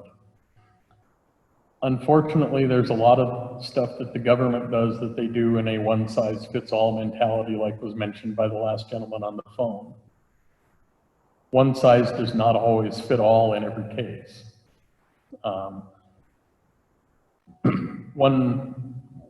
If you do, say, a 4-lot subdivision right now, you're required to do a full 24-foot wide road up to county standards with 9 inches of road mix on it, regardless of how much traffic is on that road. The county is currently in the process with the FLAP grant that they got of improving the top of Collins Road, or Collins Drive, Ferry Drive, and Snowdrift between them, to give the public better access to all the BLM land in the North Hills. They developed a new standard that only they can use for 6 inches of road mix on that road. So 9 inches of road mix is required for a 4-lot subdivision, yet somewhere where they're improving the road for the general public to use, they can create their own standard and use less road mix, which they say is not sufficient for any development that's being done. So I think there's a lot of double standards in here in this as well, that, and putting more regulations and rules on top of it, I don't think is going to solve anything. Thank you.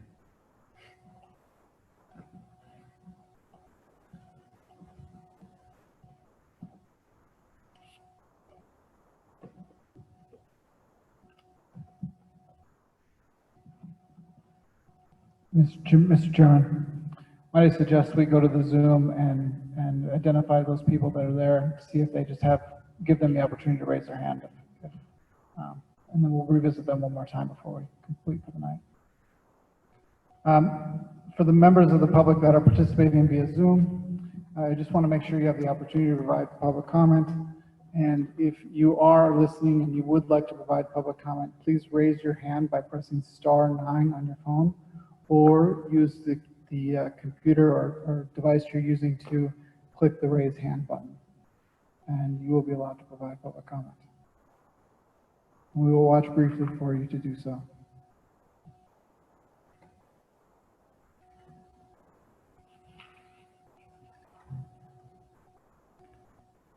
Mr. Chair, we're not seeing anybody raising their hand, and so I assume we can go to the next person, and like I said, I think we should revisit that one more time before the end of the evening. Thank you, Mr. McNally. We'll now call the next public comment speaker who has not already spoken. There's one behind you who has not spoken, sir.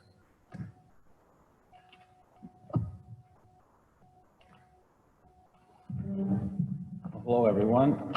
Thank you for being here. Thank you for all your efforts. We want to make this work. I guess that's why we're all participating. My name is Kurt Milledge. It's Milledge, and address is 1300 Orange Avenue. I've got property out on Bird's Eye. It has the water issues. You know, we've had septic.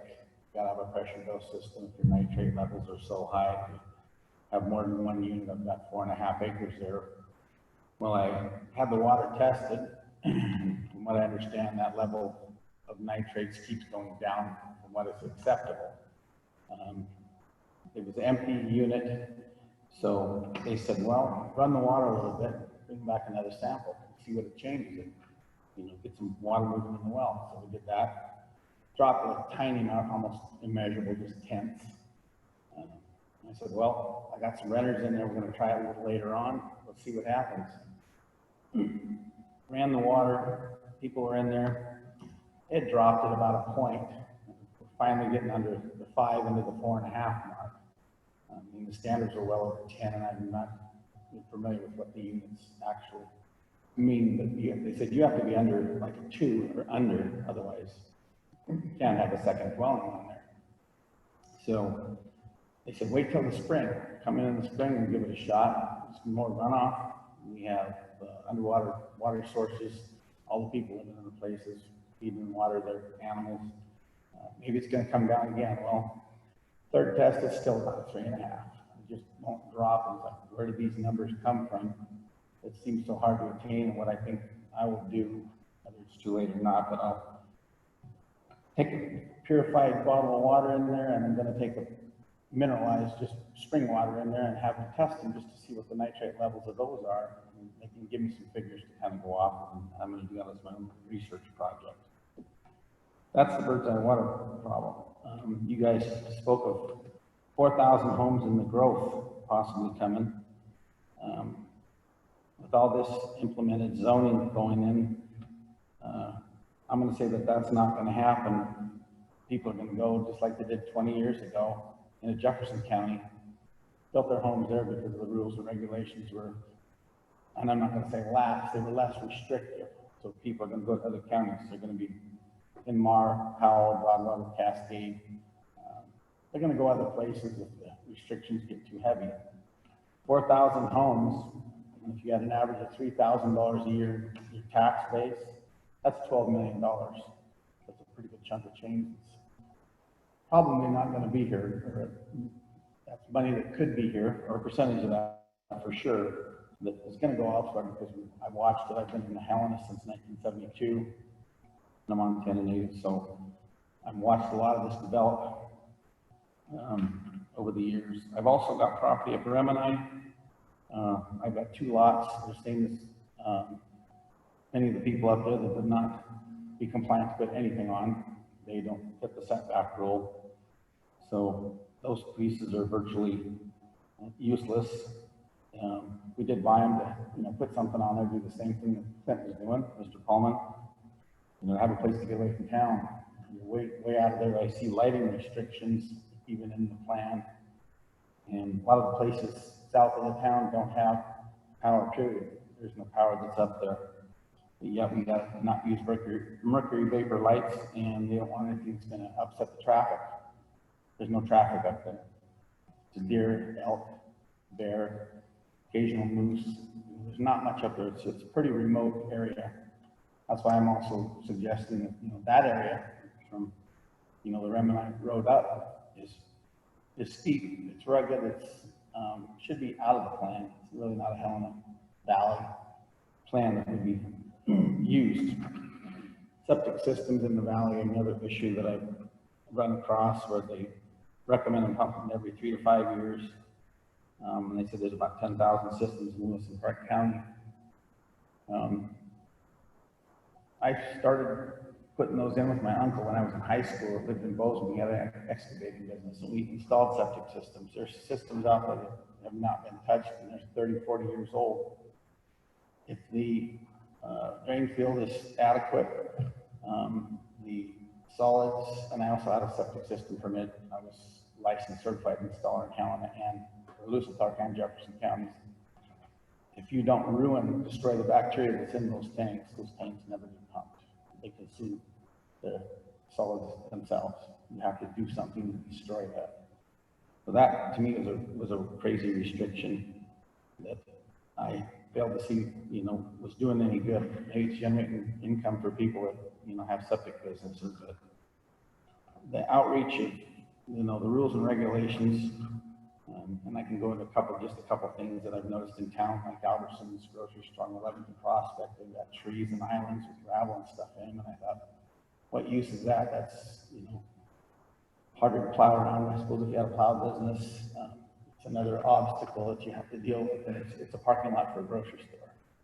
To me, that's a rule that doesn't register very well in my brain. Another one, the last one here is, a friend of mine had a commercial building, and this, of course, like I said, is in town, and these things keep spreading. He was approached by a company that had over 280 stores that they were owned through the Northwest, and they wanted to open one of theirs in Helena. So they said, here's our lease agreement. If you read this and feel it's acceptable, sign it, and we'll do business with you.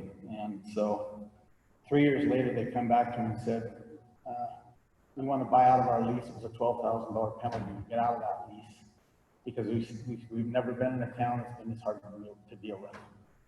That's what I hate to see is the revenue going away and just people, not wanting to deal with it. I've actually got another chunk of property right off of Montana Avenue block, and I called zoning. This was probably 10 years ago, and asked, what can I do there? They say, what do you want to do?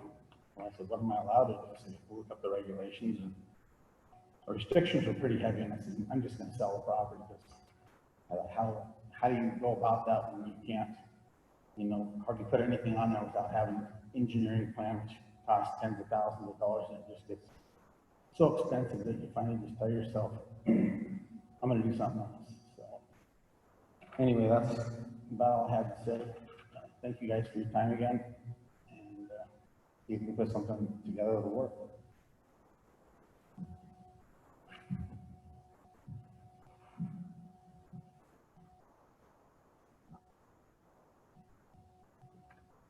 Mr. Millage confirms that the record accurately reflects a summary of his comments. Now we'll go back to Zoom one final time. Are there any additional Zoom participants who wish to provide public comment? Mr. Chair, we do have two people who would like to speak. One of them has spoken and one of them has not. Okay, so we have two final Zoom participants who would like to comment. We will start with the person who has not yet addressed the board.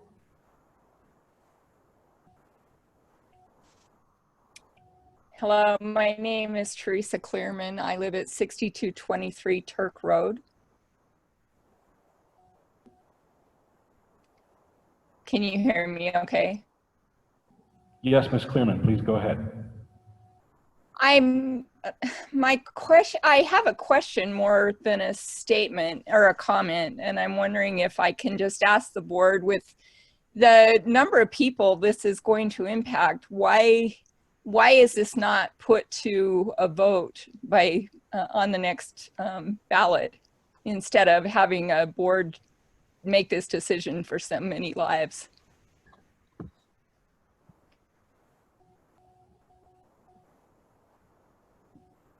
Is that the end of your comment, Ms. Clearman?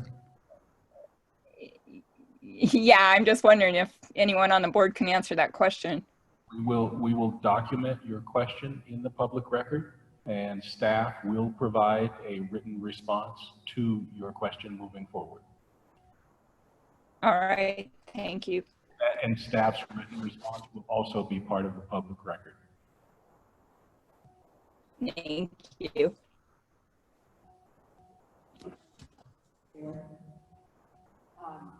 In light of the time this evening and the fact that said we were going to finish the meeting at 10, we're trying to do that. I was hoping that there might be an opportunity for board discussion. I know we do have a couple of people who have spoken already and are still waiting, but I feel like it might be really valuable for us having a discussion.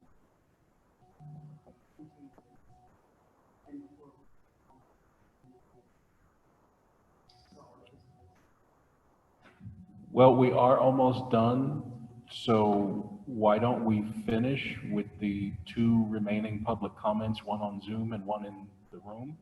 And then we'll proceed with board discussion. Mr. Chairman, since people have already spoken, I say that we limit the amount of time they speak a second time and ask them to only address issues that they have not done before.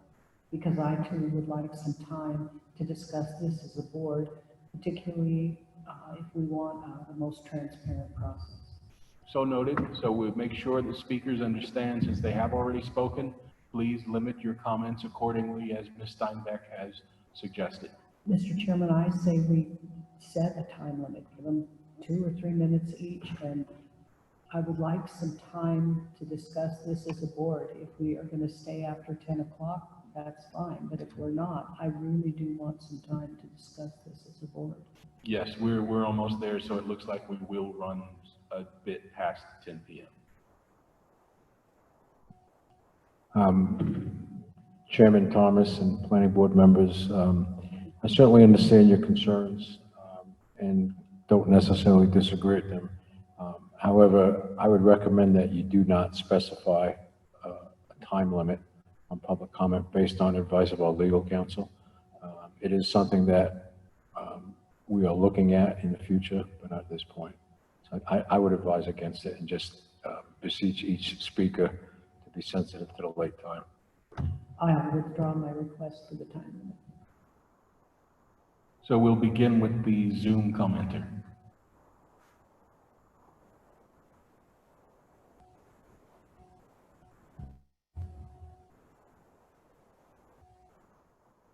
Yes, can you hear me all right? Yes, we can hear you. Thank you. My name is Doug Tapper, T-A-P-P-E-R, and I live at 6050 Willow Creek Road. And I spoke earlier, but I'd like to add to my comments. I've been here since the beginning. Tom Rolfe opened these comments tonight, and I may be paraphrasing here, but I think he said, "Are you listening?"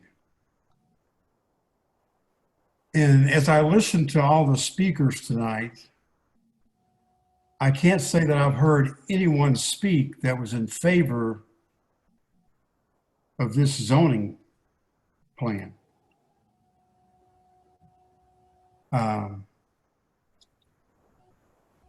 One of the other disturbing things to me as we kind of move through this was that it seems like a lot of people who live in the county, for one reason or another, were not notified that this was even happening. And some just found out recently because their neighbors called them. The lady who spoke just before me stole a little bit of my thunder, but I'm kind of glad she did because it was on my list of things to mention. And these questions will be rhetorical, but I hope that the committee takes them seriously. She mentioned, in a matter as important as this is, why didn't the board take this to the electorate in the county? The 3 commissioners that will make the ultimate decision, I suppose, are all elected officials. And part of their charge is to protect the property owners and preserve their rights. This seems to do just the opposite. While this is not a land grab, it certainly feels like a land control grab.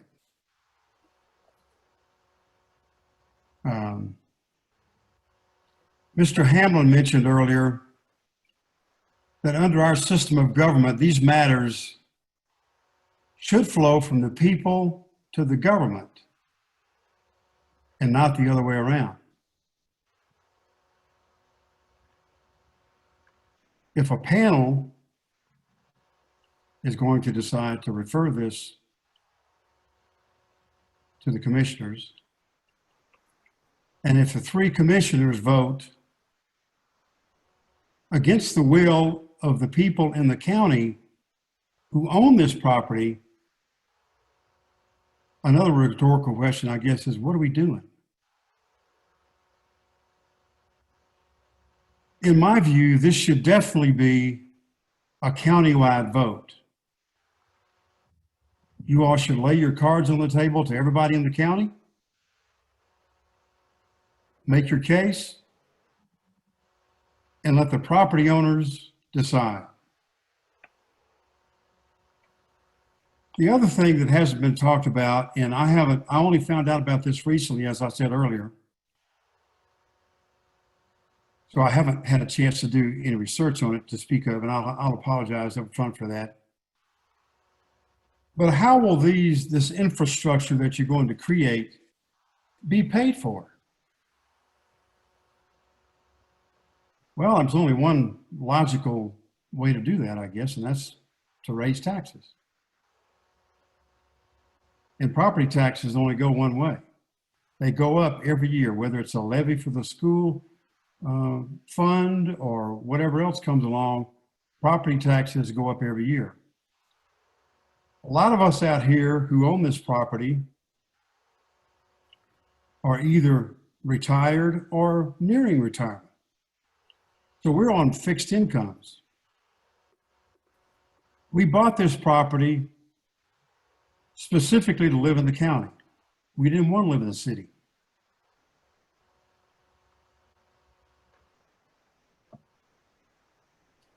I think it's a burden, and I'm firmly against it. I appreciate you providing the forum for me to speak. Thank you.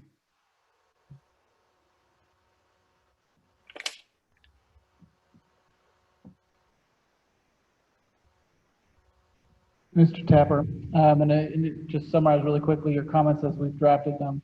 I referred to Tom Rolfe's comments. Are you listening? I have not heard any comments in favor of the project. Concerned that no one knew that this was happening. And again, repeated that above question. This is not a land grab. It feels like a land control grab. These matters should flow from the people to the government. This should be a countywide vote. Let the property owners decide how will this infrastructure that is being created be paid for. The only answer would be property taxes, and they go up every year. Bought this property to live in the county, didn't want.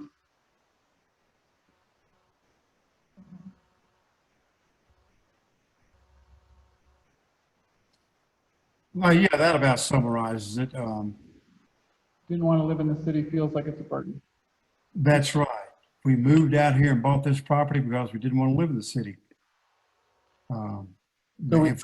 For obvious reasons, because of government intrusion and regulations. And that's what this feels like. So we have summarized your comments accurately? Yes, thank you. Thank you. And we'll now move to our final public comment.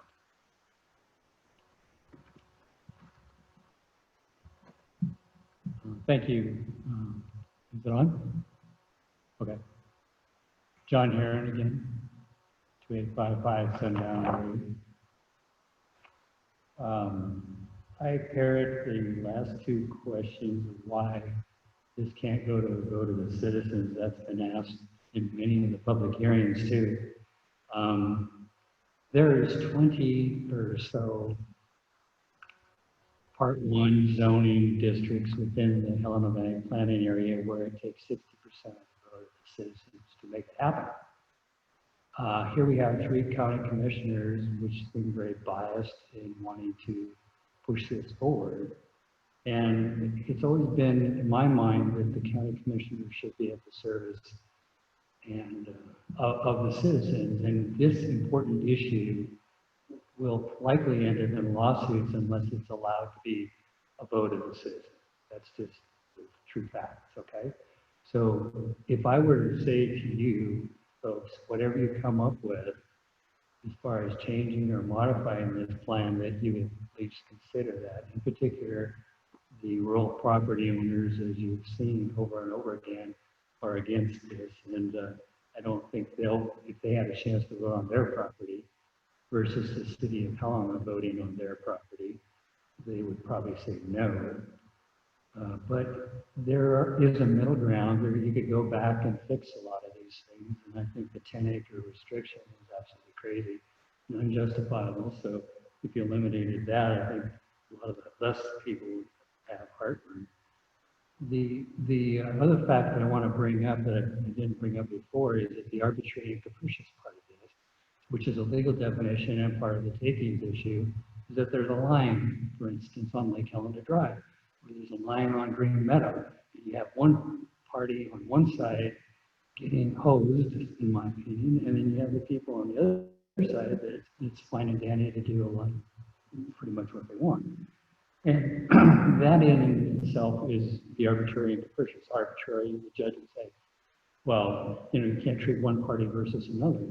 And I hope I don't misstep with the Civics, but they've got 540 acres on the hillside right across from the Green Meadow, not Green Meadow, but Fox Ridge Golf Course on the hillside up there. And that 540 acres now can only be 50 homes, but it's ideally located on the roads that it could be 400 or 500 homes easily. But you're only saying that it could be 50. And it just doesn't make sense. He has a 500-gallon minute well. Nobody has 500-gallon wells, but he's got 500, that's 500 homes. So by making it 50 acres on his side, and then on the Fox Ridge side, you could do that. It just doesn't make sense. There's not a lot of logic to the way the lines are drawn, so I think that's one of the other fallacies of this, is that there was, you know, went out the community and you found a lot of people said, yeah, I want to be in the bad zone. No, anyway, the point is that it's arbitrary, and it's, I don't know who came up with it, but it can be legally challenged. And it's hurting people, as you've heard over and over again. The Civics have, I hope I have, I'm sorry, but $1.3 million into the property and they never get it back if it's 50 acres. It's just not going to happen. So their investment is just trash. Okay, the other thing that I think is really important to understand is we're only talking about 850 homes in the rural area in the next 15 years. They throw out the idea of 10,000 people, okay, but when you look at the way the growth plan said in the historic growth area, 850 new homes in the rural area, 850 new homes are going to land in the fringe transitionals area, and 850 homes will land in the city of Helena and East Helena, which is happening already. And in fact, it looks like more people are choosing to live closer to their town. So I'm not sure that we'd even reach that 850. So 850 homes spread over 100,000 acres. Now get this, there's 100,000, and that's my best guess, 100,000 undeveloped acres out there. Why? Why do we have to have this density control? It just doesn't make sense. We're not talking a lot of homes. And if you end up forcing all 850 homes into the smaller area, prices go up, affordable housing. Employers are already having trouble finding housing for people. We're just going to make it worse. Trust me, that's the fact. And I've written that on an 8-page social economic impact assessment, which the county refuses to do. And I think a lot of it is factual, and hopefully somebody could do a better job if you just stopped and looked at it. Setbacks, man, there is a pile of stuff there. And I sat there and played with the geometry on just the lake, and they say, oh, we have a 15-foot approach road down to the lake. So you can't even have a road. You have to go in and get somebody to tell you, oh, okay, it's okay for me to move my road over 15 feet, or whatever. It's so restrictive, it's crazy. And they don't take hydrology into account. The guy with the Hauser Lake example, or the fellow that lives in Remina, is a perfect example of why one size fits all does not work. And these setbacks have always bothered me in the subdivision regs. But in subdivisions, it didn't affect me, so I just didn't make it an issue. But I just listen to these folks, I'm going, geez, you know, we're making a huge area and we're applying these massive setbacks to a stream that, like in Remini area, you can't build a house on a lot. You're basically excluding it by those setbacks. And it's not appropriate.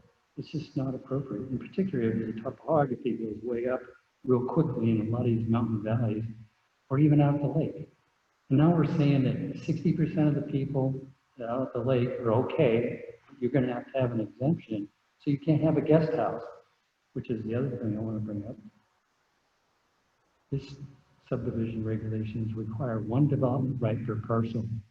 That's what the county perpetuated back in 2008, 2011 or so, when the legislature said, hey, stop it, because it precluded a person from having a rental house and a home, or a business and a home on the same piece of property. Well, we should be encouraging people to stay home and have an income that can make them a living without them having to drive back and forth to town.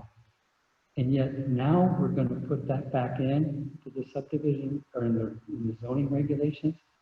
So you have a 10-acre tract and you can't put a second house on it. You can't have a guest house. Excuse me, Mr. Herron? Yeah. We very much appreciate your comments, and you have raised some new issues. However, right now, you're repeating issues that we have heard repeatedly throughout the session, and I'm sure you've been paying attention. The board, we have all been taking copious notes. You're saying So, that you understand about it, one development right? Do you have any other new comments that you wish for us to consider at this time? Let me finish that point, please.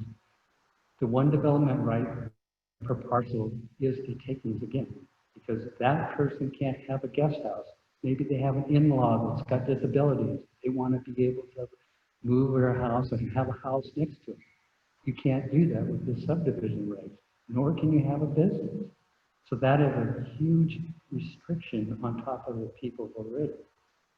And then finally, just the, well, I'll call it quits there.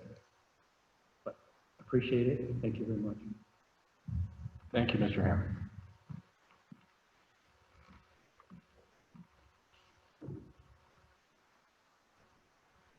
Okay, we will now open the meeting for board discussion.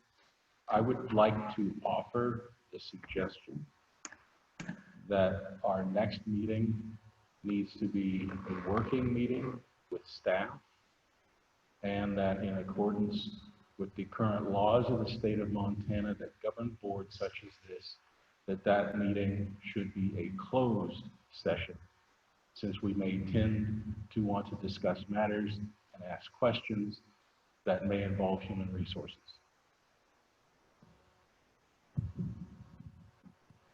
Mr. Chairman, can you give me the definition of closed? What do you mean by Closed to the public.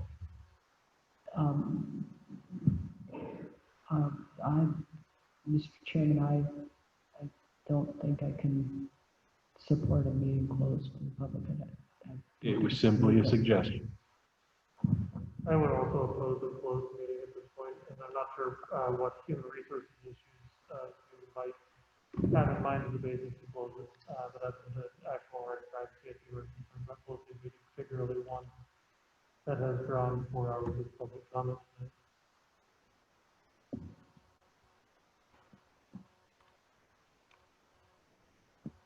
Chairman Thomas, planning board members, I think the idea of having a working session with staff is fine, but we do need to allow that to be open to the general public. Comment does not have to be taken at that meeting, but it needs to be observable by the general public. So if you want to do that, and you want to do it here, we can certainly do that Thursday night. Based on the size of the crowd, I think we probably should continue to use this venue. I think the Commissioner Chambers might be a little bit on the tight side. I would recommend that the date be sometime after the 18th, because there are many significant issues that have been raised here this evening by the public, and this volunteer board needs sufficient time in order to be able to research those issues on our own before we reconvene with staff to discuss next steps. Mr. Chair, I would agree with that. I believe one of the things that we have heard time and again is that this process is too rushed. And I have been feeling that way, and I feel like we didn't really hear a lot of great support. And I think that we have a number of issues probably taking this back. I'm not exactly sure what to say, but I don't feel like it would be useful for us to have a meeting where there's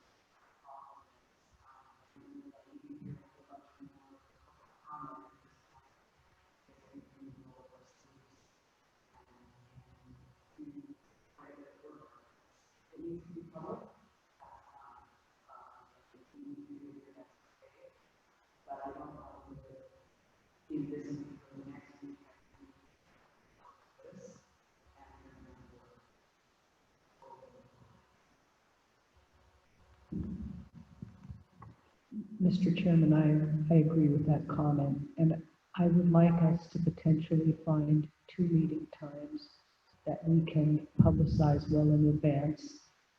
If we need more than, we'll need a work session, and I know I'm going to ask staff to address some of the issues that I've heard here tonight and potentially make some changes to, or come up with some wording changes we can consider to some of these proposals.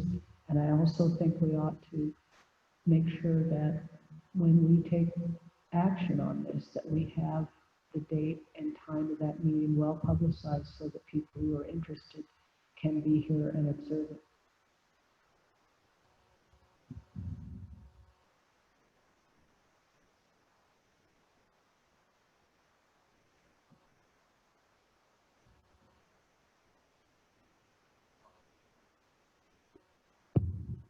Chairman Thomas, planning board members. At this point, what I would recommend you do is formally continue tonight's meeting to the 18th because we've already talked about that on the public record.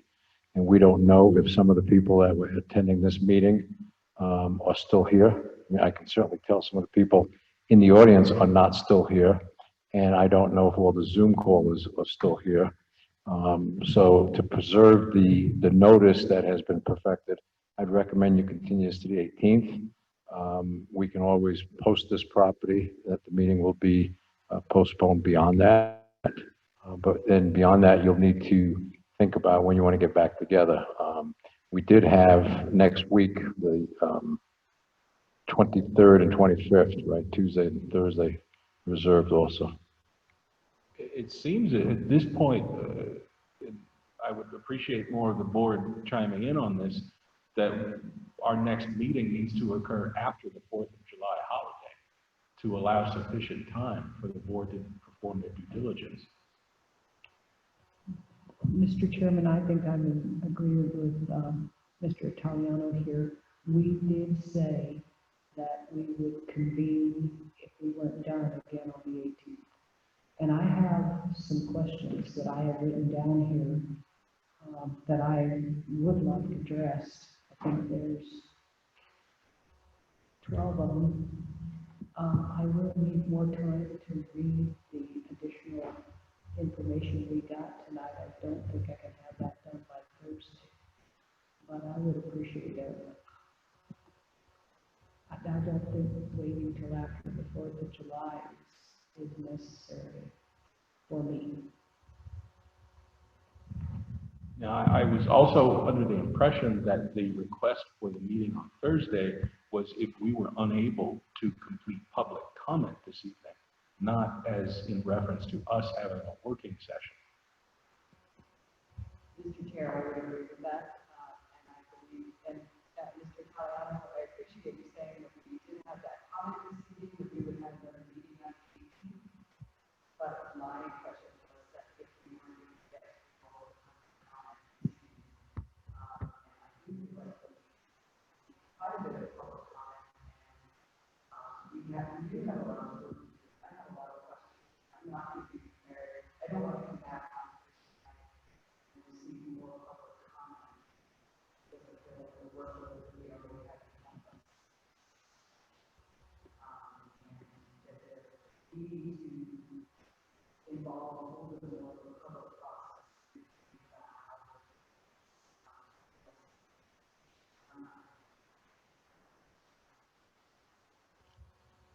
process. Chairman Thomas, planning board member Schwen, and the rest of the planning board. I apologize if I wasn't clear. It was not my intent at all that we would reconvene on the 18th, but strictly to continue the meeting to the 18th to preserve the public notice that's already occurred. We will post the property so that anybody that does show up on the 18th realizes the meeting will not be here. It'll be also posted on the website. We can certainly provide you responses to all the comment that was taken tonight, and we can probably get that to you by Thursday.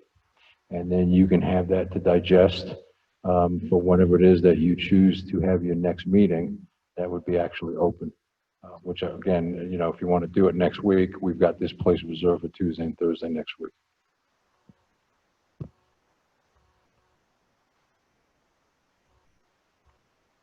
I guess I would say that if we can, I would suggest that we meet a week from tonight to ask questions of staff and engage in further communication.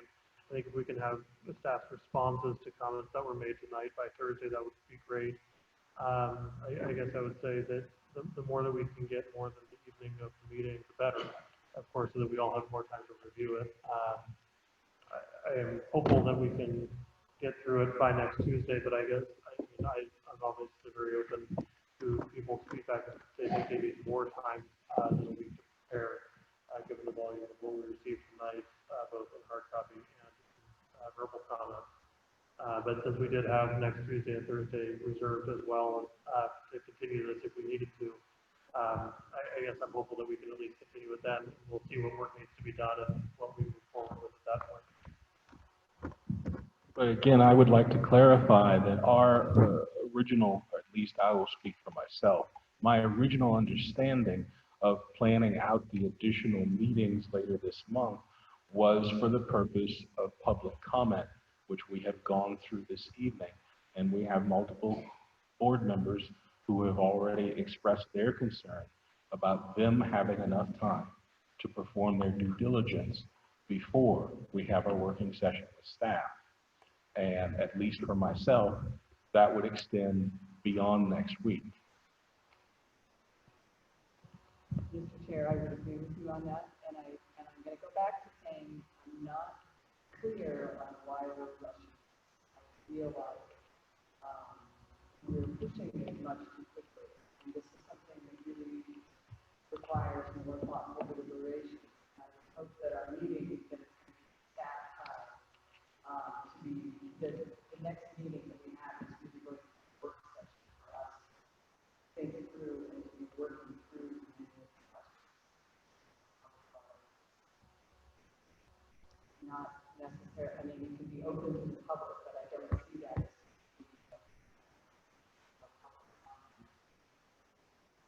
on the plan that exists now. I decided that we would do some of this, come up with some, address some of the issues, and then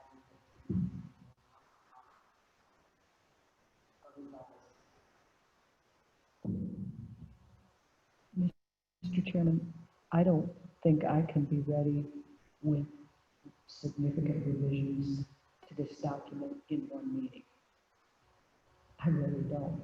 I think it will take more than that because I will be very interested in giving staff time to potentially prepare some alternative language or maybe prepare some alternative maps.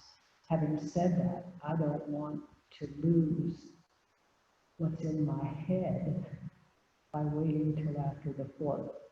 I would really like, I'd like the suggestion of meeting again next Tuesday, particularly since we have this venue and we can begin working through the process, but I don't expect us to come to any kind of conclusion next week.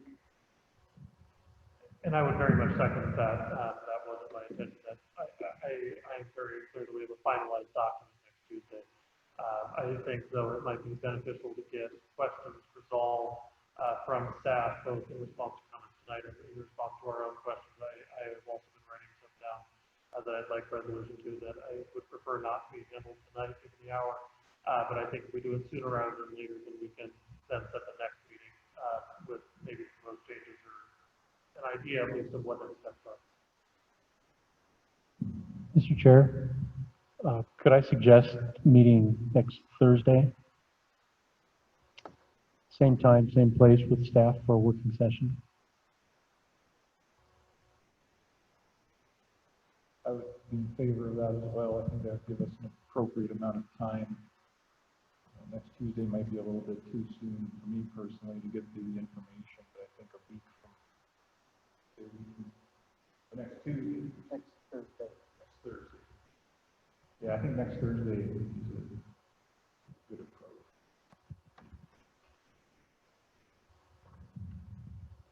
I can support that. Can we have a show of hands for next Thursday, please?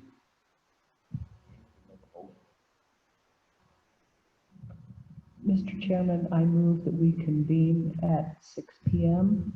on Thursday, the 25th. Is that correct? Is that the right date?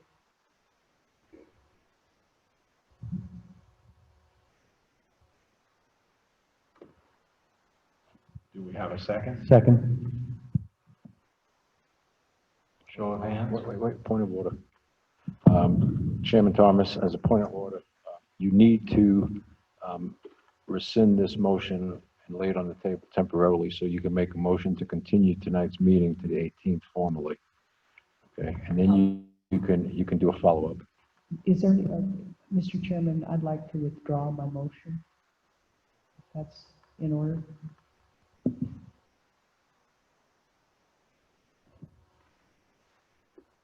I'll entertain a motion to continue the meeting to the 18th.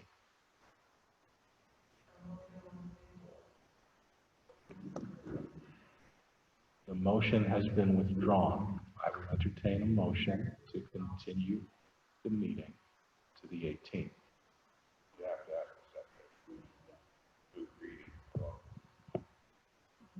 Will the second agree to withdraw? I agree to withdraw. We will now entertain a motion to continue the meeting to the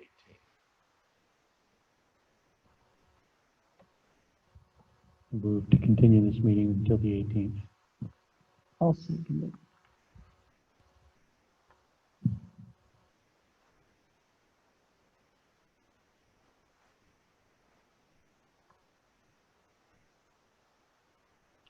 Chairman Thomas, planning board members, if you would like to recommend another meeting date beyond the 18th for a work session, you can do so now, and we'll make sure that that gets noticed out onto the public venue. Don't we have to vote on our motion first? Don't we have to vote on our motion to continue the meeting first? I'm sorry, I didn't hear the question.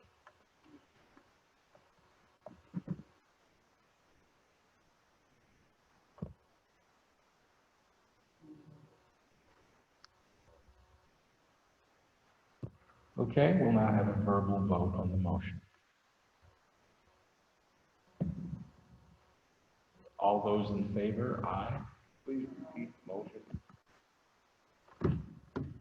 Motion to continue the meeting to the 18th.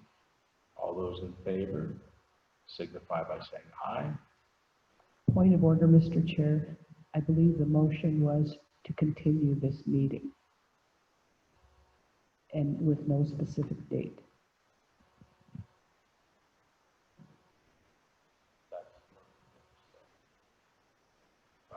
Chairman Thomas, planning board members, staff's recommendation is to continue it to the 18th because, again, there are people that left this meeting after they heard that we were looking at continuing to the 18th. So we need to preserve this chain of meetings. My point of order is withdrawn, Mr. Chair.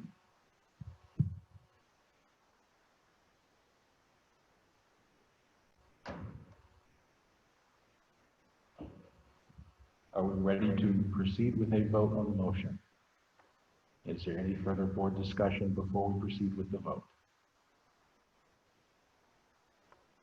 All those in favor, please signify by saying aye. Aye. Any opposed, say nay.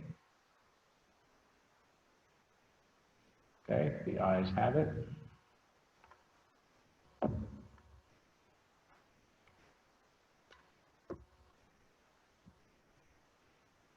Mr. Chairman, I move that we reconvene for a work session on Thursday, June 25th, 6 p.m. here. Second.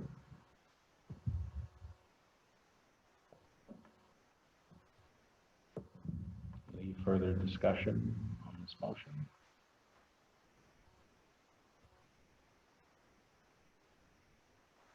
Okay, we'll move the motion to a vote on reconvening the meeting for a working session next Thursday. All those in favor signify with aye. Aye. Opposed? Opposed with nay. Unanimous vote confirmed.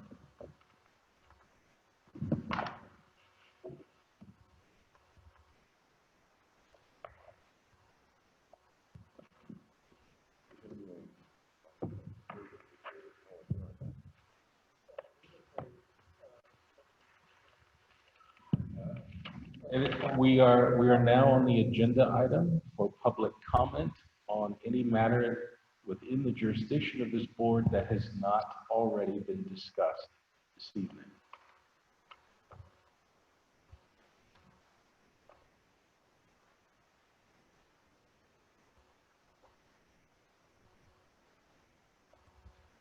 Is there any public comment on any matter which we have not already discussed this evening?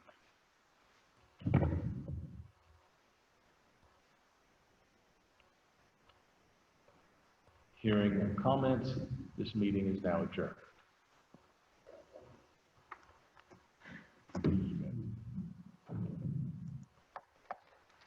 Withdraw the